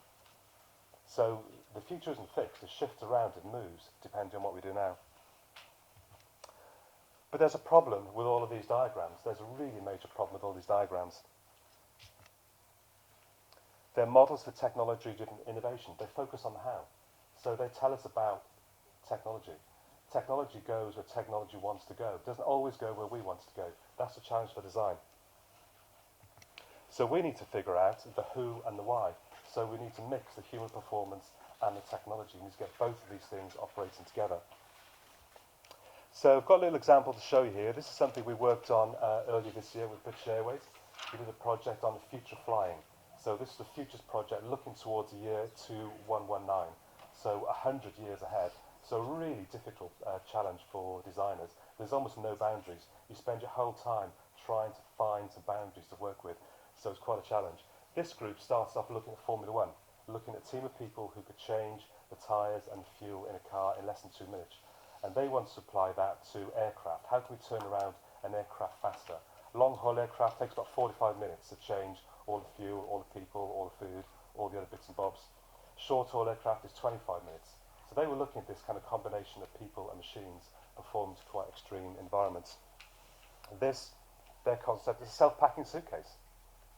So you lay a flat disk on the ground, you put your objects on top, the suitcase figure out where the delicate things are, and then it slowly starts to pack itself around your objects. What it can also do is negotiate with other things in space. So it can negotiate with other suitcases, and it can figure out the optimum size. So when you put it onto an aircraft, it takes the least amount of space. That means we have less weight, that means we have less friction, less fuel, and less impact on the environment. It also uses things like gesture transparency and DNA lock. So you can wipe your hand over the surface and you can see into the suitcase to see where your objects are. It uses your DNA to lock and unlock the suitcase. But the motivation for this team is really about people. You know, it's about realizing that suitcases cause injuries. We want to maximize the volumes in aircraft that we travel in. Packing is a major frustration. We worry about stuff getting broken. Most of us think about how can we pack more efficiently. So the technology becomes the enabler. They're looking at levitation for low friction movement. They're looking at AI to kind of pack better and better and better. So the more we pack, the more efficient it gets. They're looking at nanotechnology for fluid reforming materials. And they're looking at generative design for smart ways of recombining geometries so we have the most optimum solutions possible. So looking ahead, we have a lot of risks in the future. This is a map of the interconnected global risks for 2019. And if you look at some of these, you'll realise they all involve technology on one level or another. So technology sometimes is accelerating the risks, but technology is also mitigating risks. And people are the outcome. It's our lives that get changed by these risk maps. Here again, you can see the likelihood and the impact of risks going forwards. Again, all involve people and technology in highly complex situations. If you want to take one example, this is obesity. This is the wicked problem for obesity. So this is just one condition, and it's got dozens, hundreds of different factors which affect this ecosystem of people, organisations, physical, psychological, medical. The challenge for designers is how do you find the leverage point? You know, how do you find out the best opportunity to intervene in these complex systems to change the future of what we're designing? Take something more extreme. This is coin dynamics. So this is the stability of Afghanistan.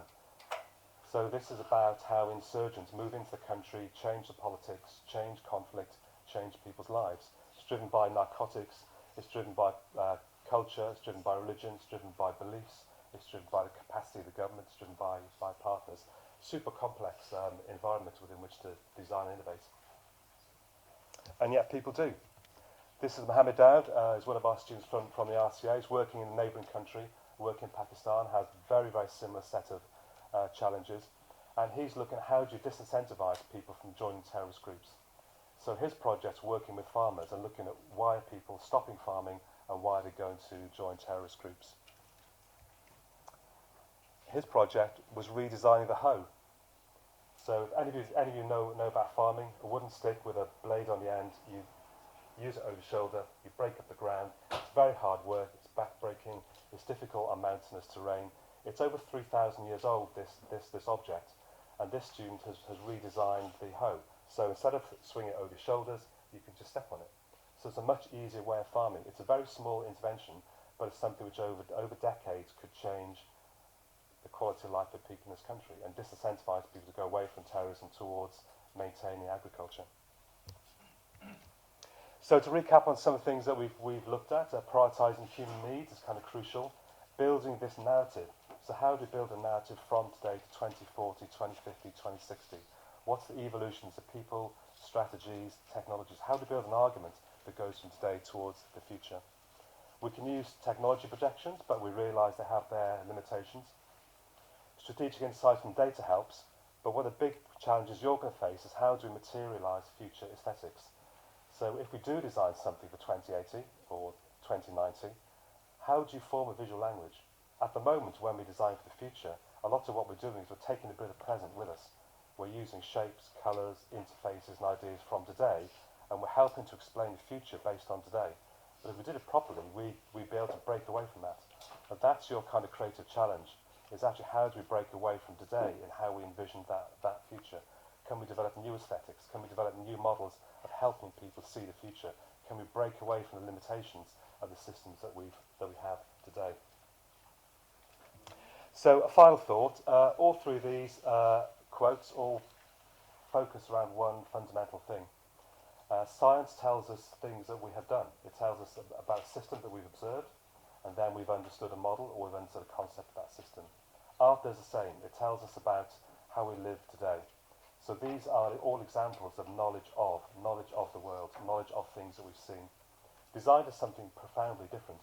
Design is knowledge for future transformation. Design is always about what we will do next. It's always about the future. So that's your challenge, is this new mode of knowledge, is how do we change the future fundamentally and think about deeper futures. So that's the end of my talk. Thanks for listening.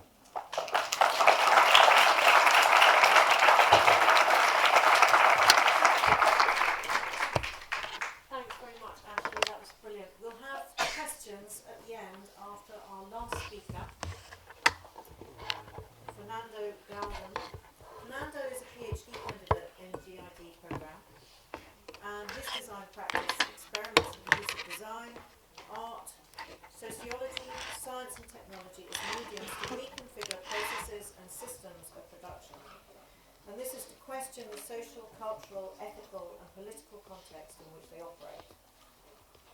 His MSc in cognitive computing researched emotional pattern recognition through EEG sensor-drive technology to foresee the relationships between emotions and memory.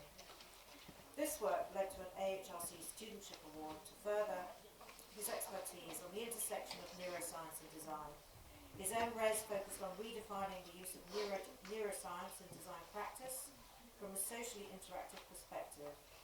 It addressed the ethical implications for society of assessing subconscious information and proposed, through practice, technological implementation focused on improved well-being, social interaction and self-knowledge. In the process, it set up the foundations for the humanities to integrate neuroscience into design practice. So I'm very pleased to welcome to today's lecture morning, Fernando.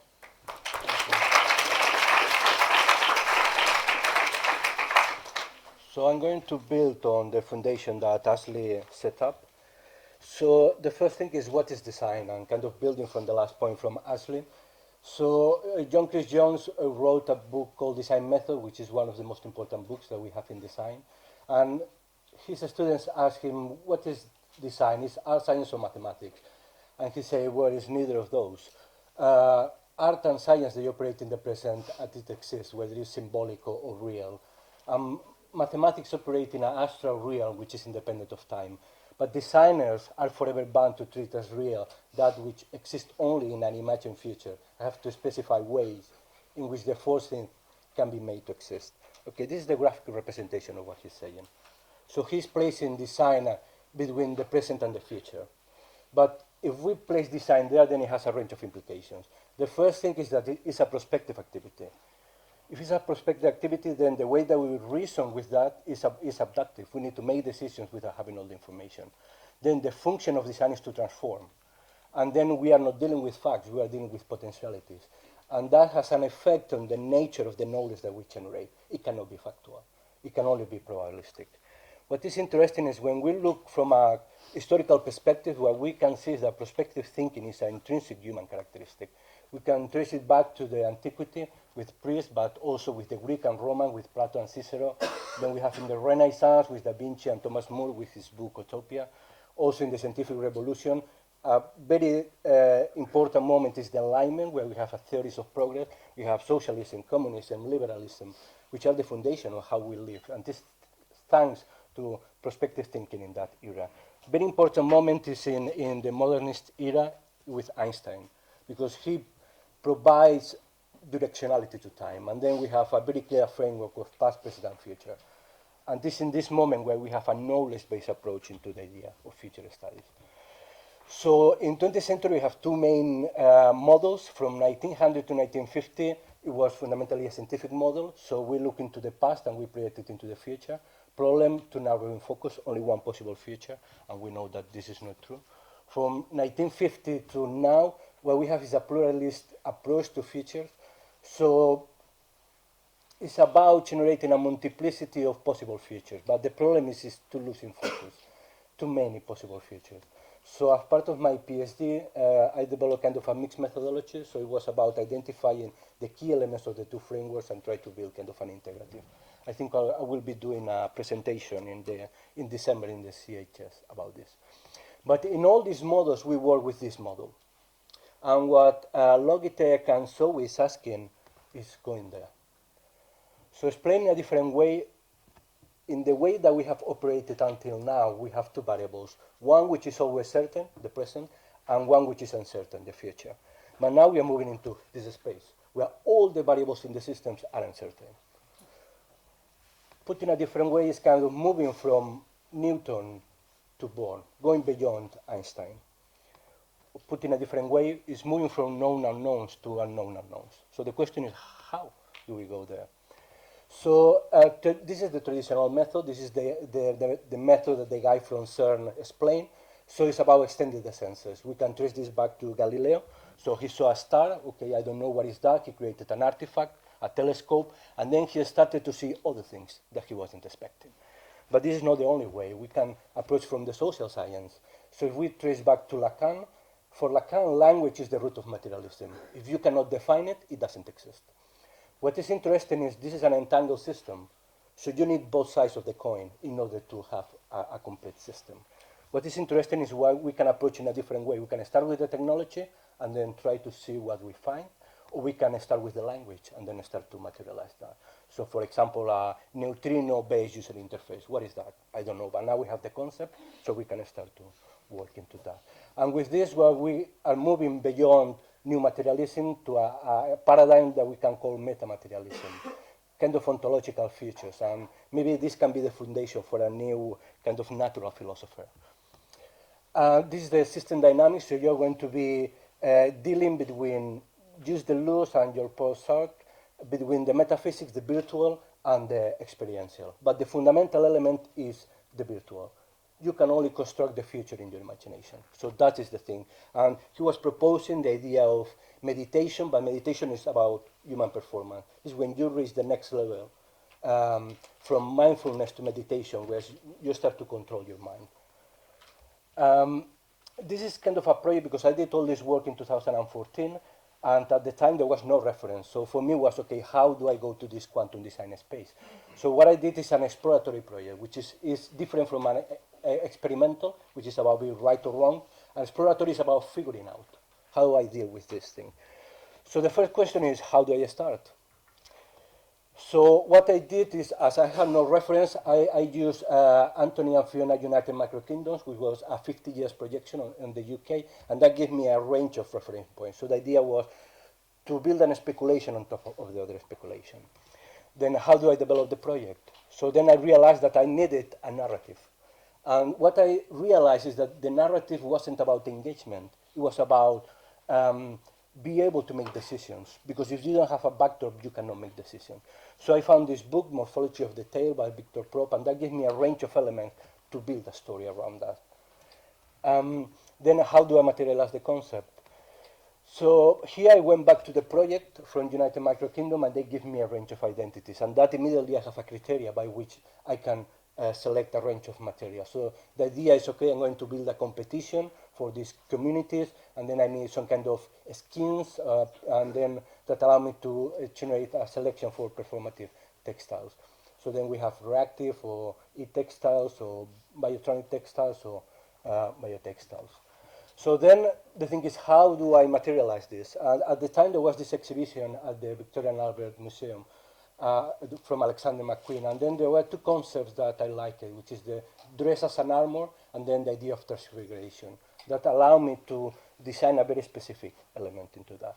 That, for example, would be the intervention for the digitarians. It would be kind of wireless textiles made of electronic components. So it has two functions. One is enhancing, and the second is protecting. So it would empower the mind through instant information availability, and then it would hack information of opponents. This could be the communonuclearist. It could be about radioactive chemicals impregnated with the textile. So in one side, it would be kind of chemical reactions to enhance performance, and then the other would be kind of intoxicating the opponent. It could be the bioliberals. It could be about textiles made of living cells to transform solar energy into usable energy. So on one side, you can get energy to perform, to improve human capabilities, and then you could kind of laser the opponent. And this could be the anarcho-evolutionist. It could be a genetically modified morphological skin. So it could be about accessing ultrasensorial capabilities that we don't know, but maybe we can engineer, and then it could be camouflage as a defense mechanism. So this was about figuring out. So it's not about being right or wrong. It's about be able, how do you access the unknown through design. So that was 2015. Since then, we have a couple of books. In 2017, we have xenoarchitecture, which is a dialectical approach into the unknown. So they use language in order to occupy a range of spaces and try to put light into the darkness. And more recently, we have Xenodesignerly Way of Knowing by Johannes Mers. He's a former RCA student. So it's a collection of methods. But this is the RCA. So you come here to lead, not to follow. So this is kind of reference point, but what we are expecting is that you use this project to figuring out other ways of accessing the unknown. So it's a challenge. So without further ado, welcome to the era of quantum design. Thank you.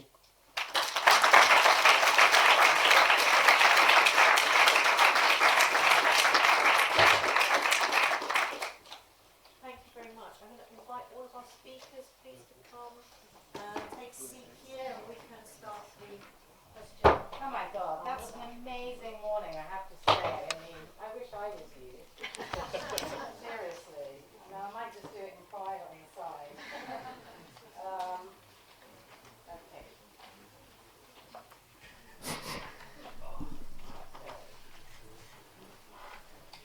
Can we have maybe have the lights back on? At the end? Can you just put the lights back on?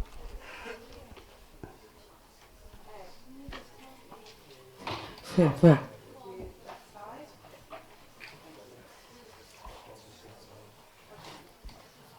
We start at the back and then work our way down. Okay, first question, anyone?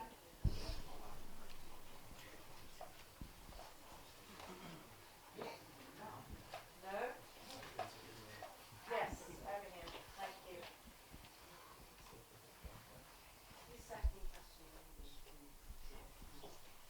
Yeah, thank you very much for the talk. It was really inspiring. And I do have a question for Andy.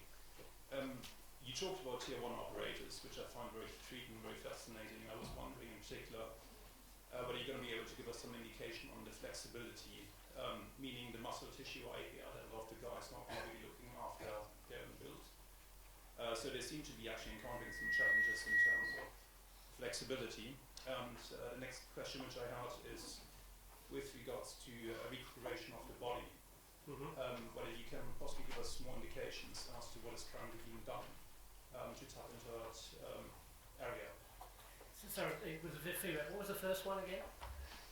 So I was wondering in terms of, I read a couple of reports on athletes, and a lot of the athletes been saying that they've been lacking flexibility at a later stage of their lives. Oh, physical flexibility. Yes. And that was the operational question, the same thing? Yeah, we're just going along the lines of recuperating your body. Okay. Well, I think, it's funny because, flexibility, like stretching, actually makes you worse for a lot of events. So you shouldn't actually, you know, the classic construct. Stiffer systems in the sort of engineering context are better for sort of high-paced, high-reaction events. So I think there's a blend, as you mentioned, sort of what you're training for specifically to get better at. So you're practicing and repeating. And the human body's not good at the levels of training that we use right now. So it's actually not designed to do the volume of work. So most of the elites, while they're high performing right now, fast forward 20 years and most of them are crippled. So it becomes a balance there. But in terms of regeneration, recuperation, that's probably the most focus of any elite program. Because we all know how to train, we know how to push, but how do you regenerate both the mind and the body in a powerful way? And the number one issue for most talent, in fact for just about everybody now, is sleep. So sleep's the best regeneration tool we have. So as simple as that sounds, it's where how do you optimize the body and brain, and through regenerative programming, can you accelerate that? So outside of chemical or genetic alterations, how do you actually give someone an opportunity to bring them down? And you mentioned the operators. Interesting, in this hyper-connected world, when we look at blood work of talented people who are obviously daily training is very stressful. Things are going off, it's loud, you could die in training.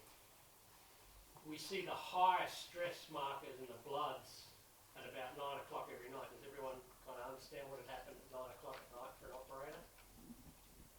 They get on social media.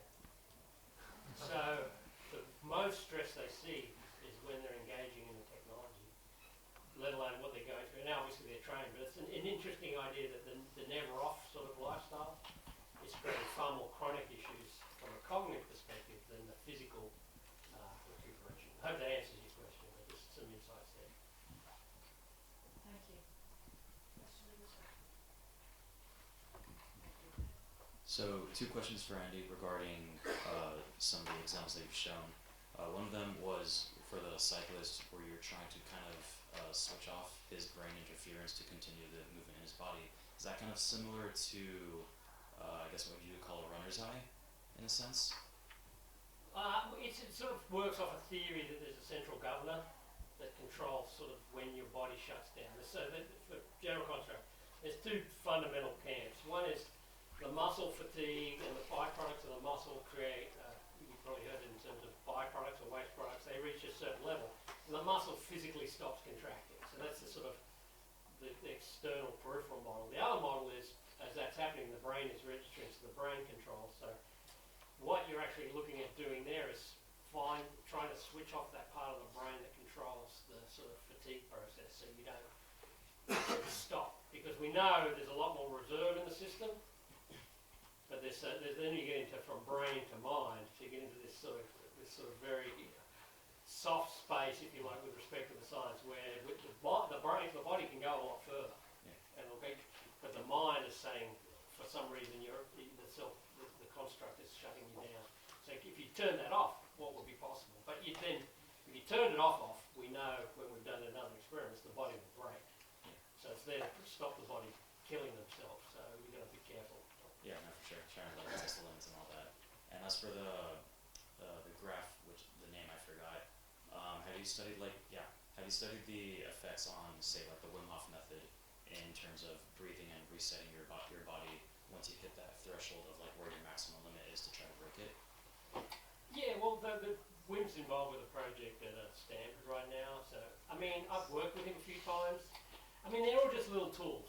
The challenge we have is we don't really know that the human system's the most complex system in the world, in the universe. So you really don't ever know what one thing, it's not like one thing does this and one thing responds that way. It's so complex, like the models we just saw.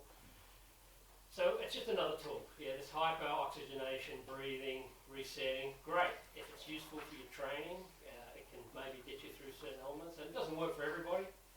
So that's the challenge you have in human factors is people are like the reductionist model where, all right, this makes you run faster, you get fitter. But running faster is bad for some people, fundamentally. So there's a model there where we're shifting from what we call sort of the generic models of performance to sort of what we call sort of precision performance now, where we don't even know how you get better at what you do. So what we do is just watch you getting better at what you do and you reiterate on that model versus the sort of classic model of 1,000 people did this. That's one way to look at it.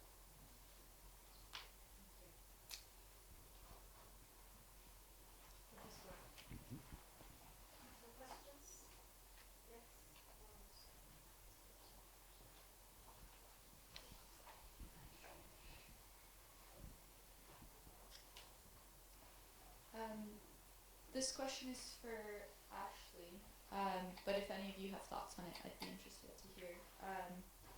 I was just thinking, when you were talking about the design of the hoe, I mean, that's a design for right now, but something like that, especially when you're dealing with tradition, design basically requires like buy-in from people to actually create an impact. And at some point, you need a new design to sort of enter the mainstream, and like how do you think about that, especially when you're designing for the far future? Like how much do you think about how humans are sort of resistant to change and how you get people to change their behaviors and traditions?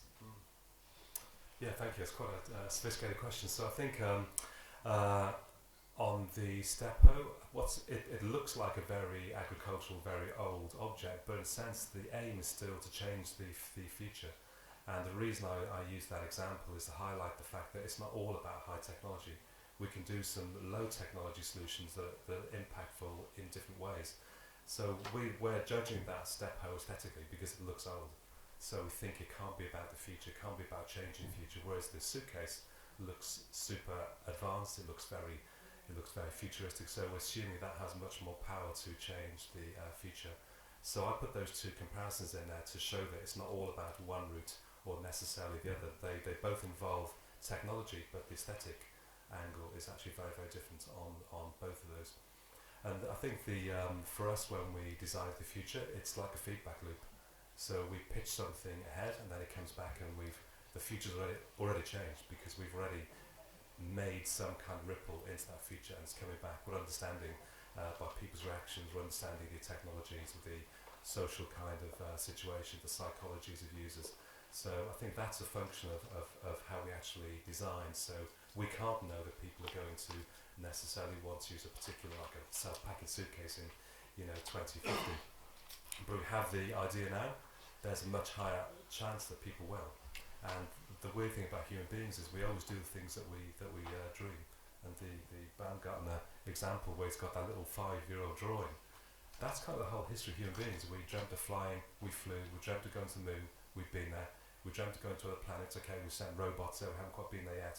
But future forecasting, pitching things into the future is the way that we make these things real.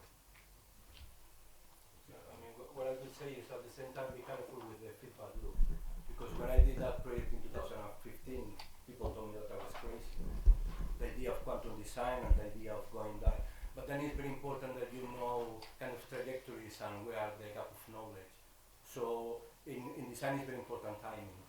So sometimes you do things which are really advanced. So if you test it and if it's not the moment, put in an archive. But I think it's important that you understand the context. So then the feedback goes, we assume that people know what they want and normally they don't. And it's really interesting how design has been evolving from the user to the crowd, and now we are looking inside, trying to find that truth because the past models didn't work. So it's very important that you know the context. So then you know to which extent something is wrong. Thank you. Do we have a question from this row? No? Further down into this row. Question from somebody here. Yes. And the blue t-shirt. Thanks. So you've done a lot of testing for like extreme athletes and people that are at the top of their game. How much do you think this could, well, I guess I can ask, how can this be applied to the average person? And what do you think is more important, is bringing the extreme talent even higher, or bringing the average up to that level? That's a great question. I would go with the second. I mean, the extreme, what we use the extreme models for is just to show us possibility. So So they sort of set benchmarks for us, and to work at that level, things have to be a lot more precise, so you kind of keeps you sharp, you know. But I think the huge opportunity is if you've ever overcome a challenge like that kid at the end of the video, and you get that feeling that you can actually then do extraordinary, and that's one person, and a team who feels like that, then the power for us to take on challenges and problems, I think that has far more impact. And so I think we know those systems translate, because as I said, literally what you teach a kid at that age to overcome fear is exactly the same models that you would teach someone at the top of their game. There's just different levels of implementation.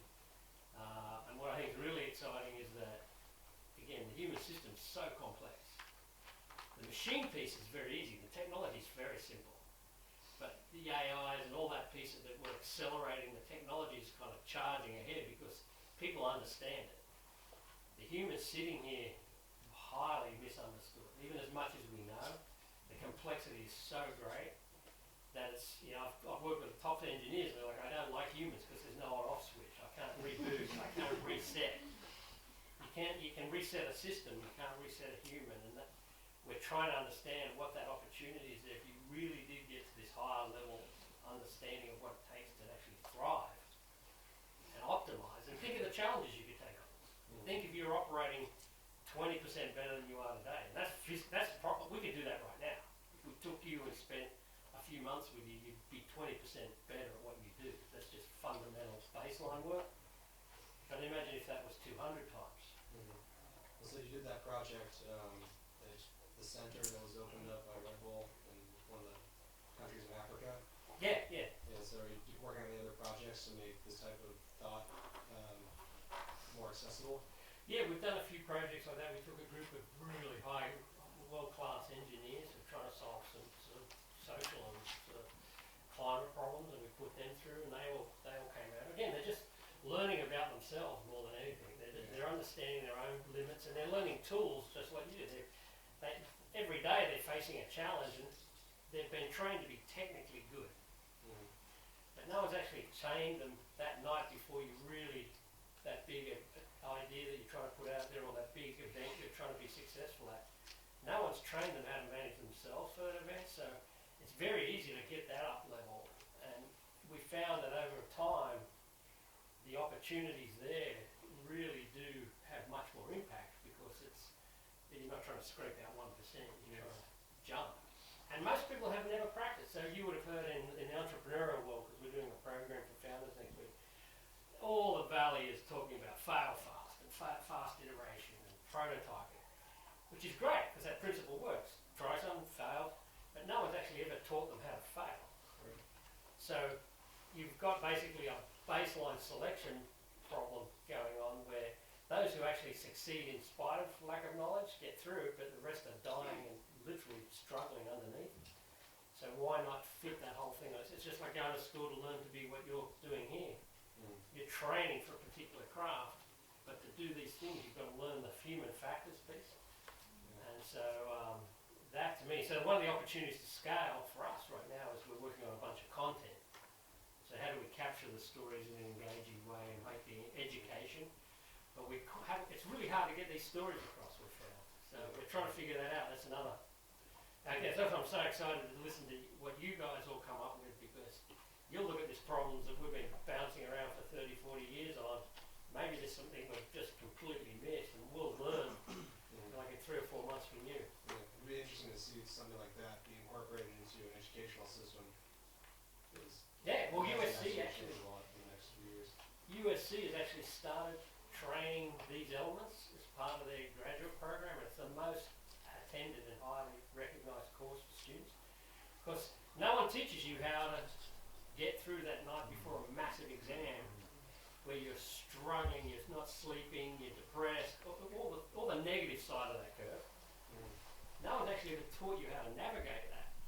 So why don't we just give you those tools so you don't have to, like the kid figured it out on their own. Well, what the hell? Well, we know this stuff so basic and it's so simple.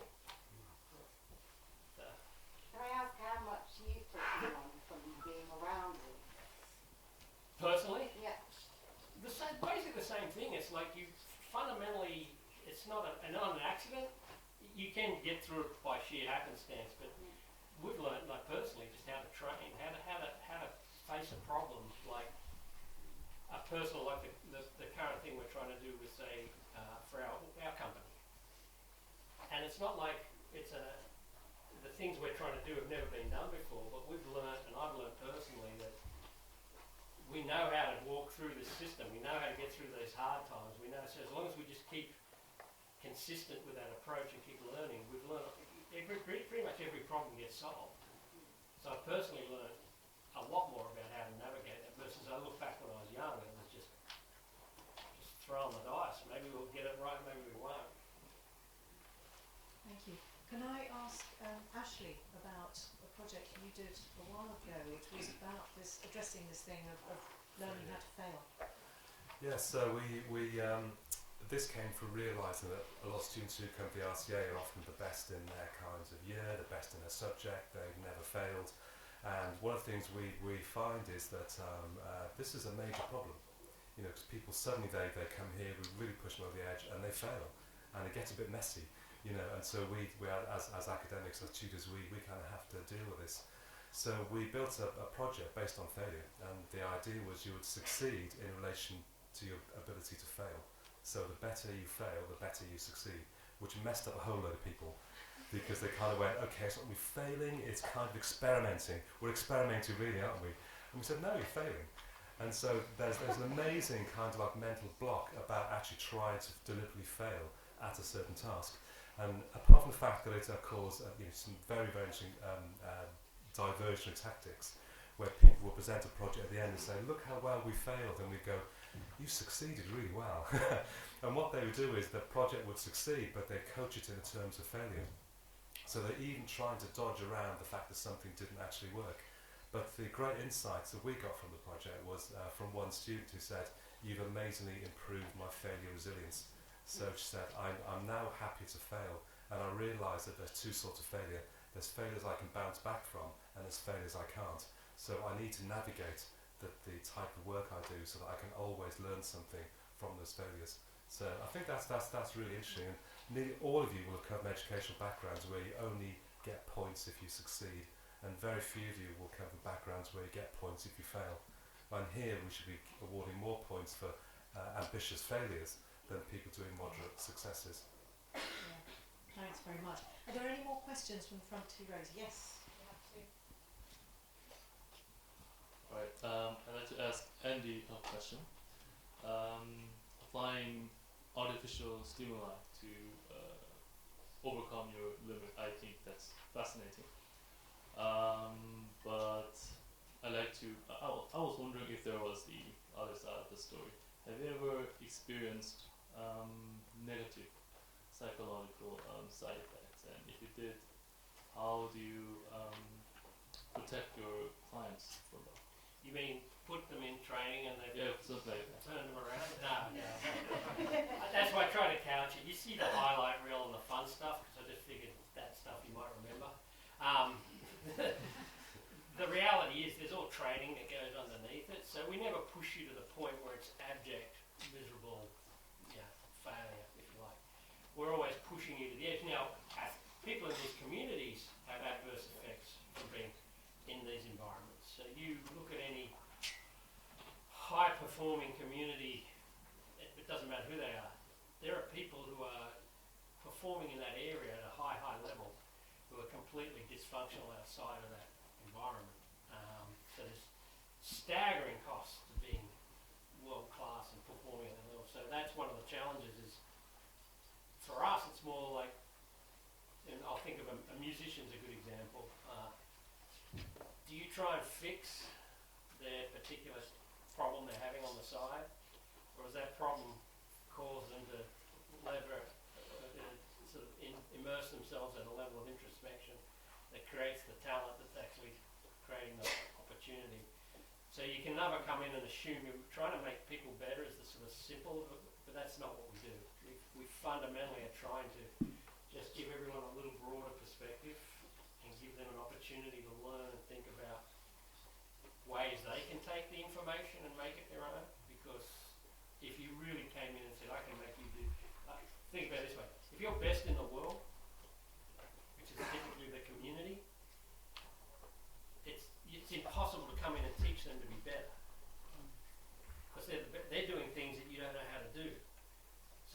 #1 basketball player in the world, so it's right now it's a LeBron, coming in and saying I'm going to make LeBron better would be ridiculous because he's creating the future of basketball.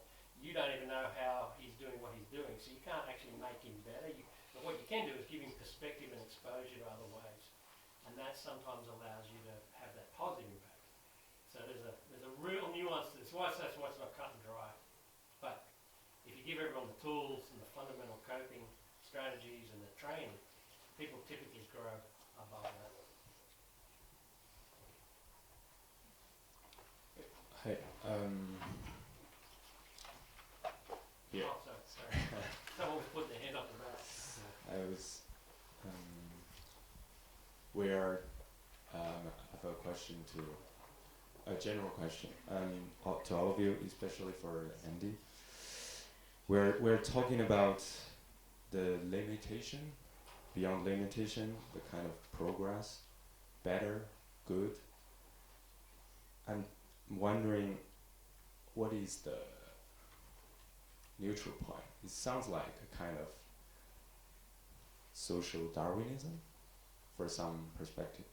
And it's like, what is driving this kind of ambitious? Like, to be honest, is it about how to maximum the profits of your company? Is it about branding? Or is kind of set a infinity goal for a community, for society, so that we don't care too much about what we are doing, we just care about the how, or even it just a game we couldn't stop. It's a competitive game. That's a lot of questions. What is driving? If I hear you, are we doing it just for the money, or are we doing it because we want to make an impact? And before that, there was, why do people want to get better? I mean, what's the root of this kind of behavior? Like, we are all crazy.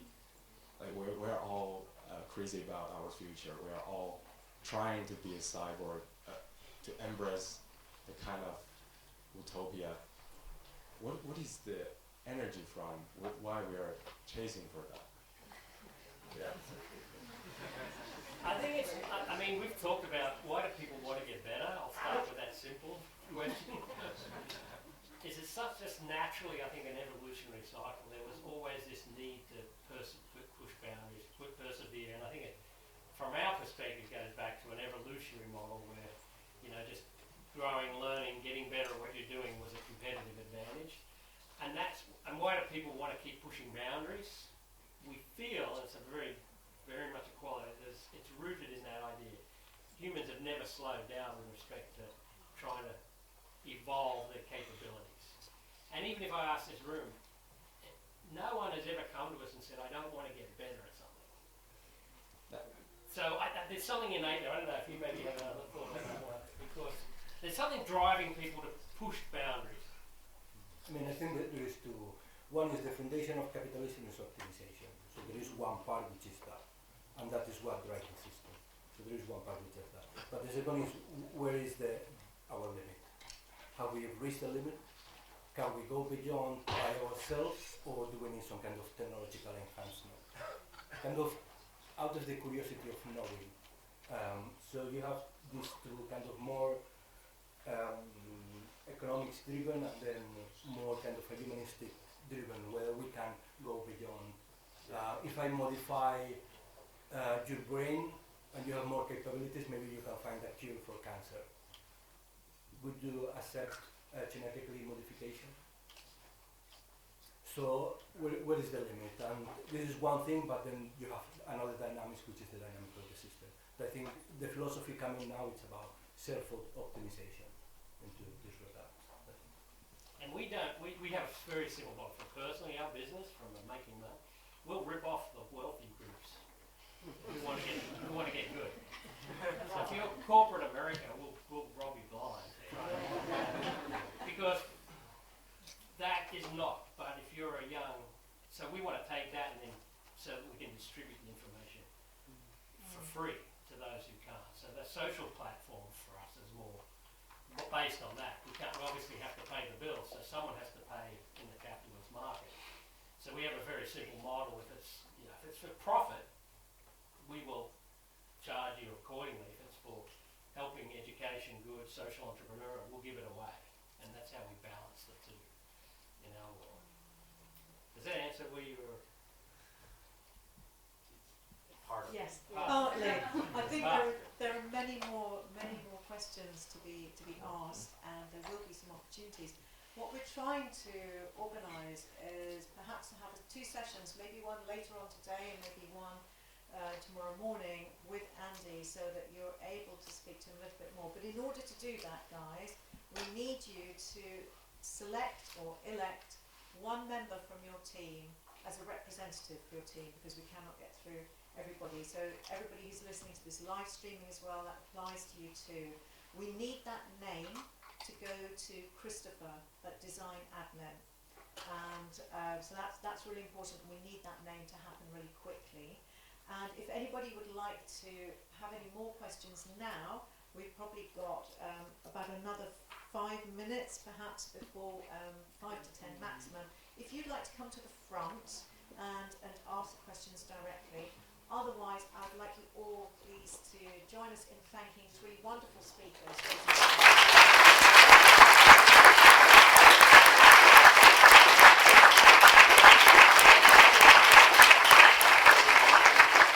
Also remember, if you haven't put up your image, Concept Collider is requiring that of you all.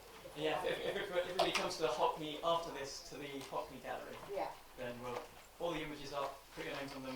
and you will be coming over there as well, so if you don't get to see them now, you might have them. If you can come to the front and ask questions now, if you want, for a few minutes only.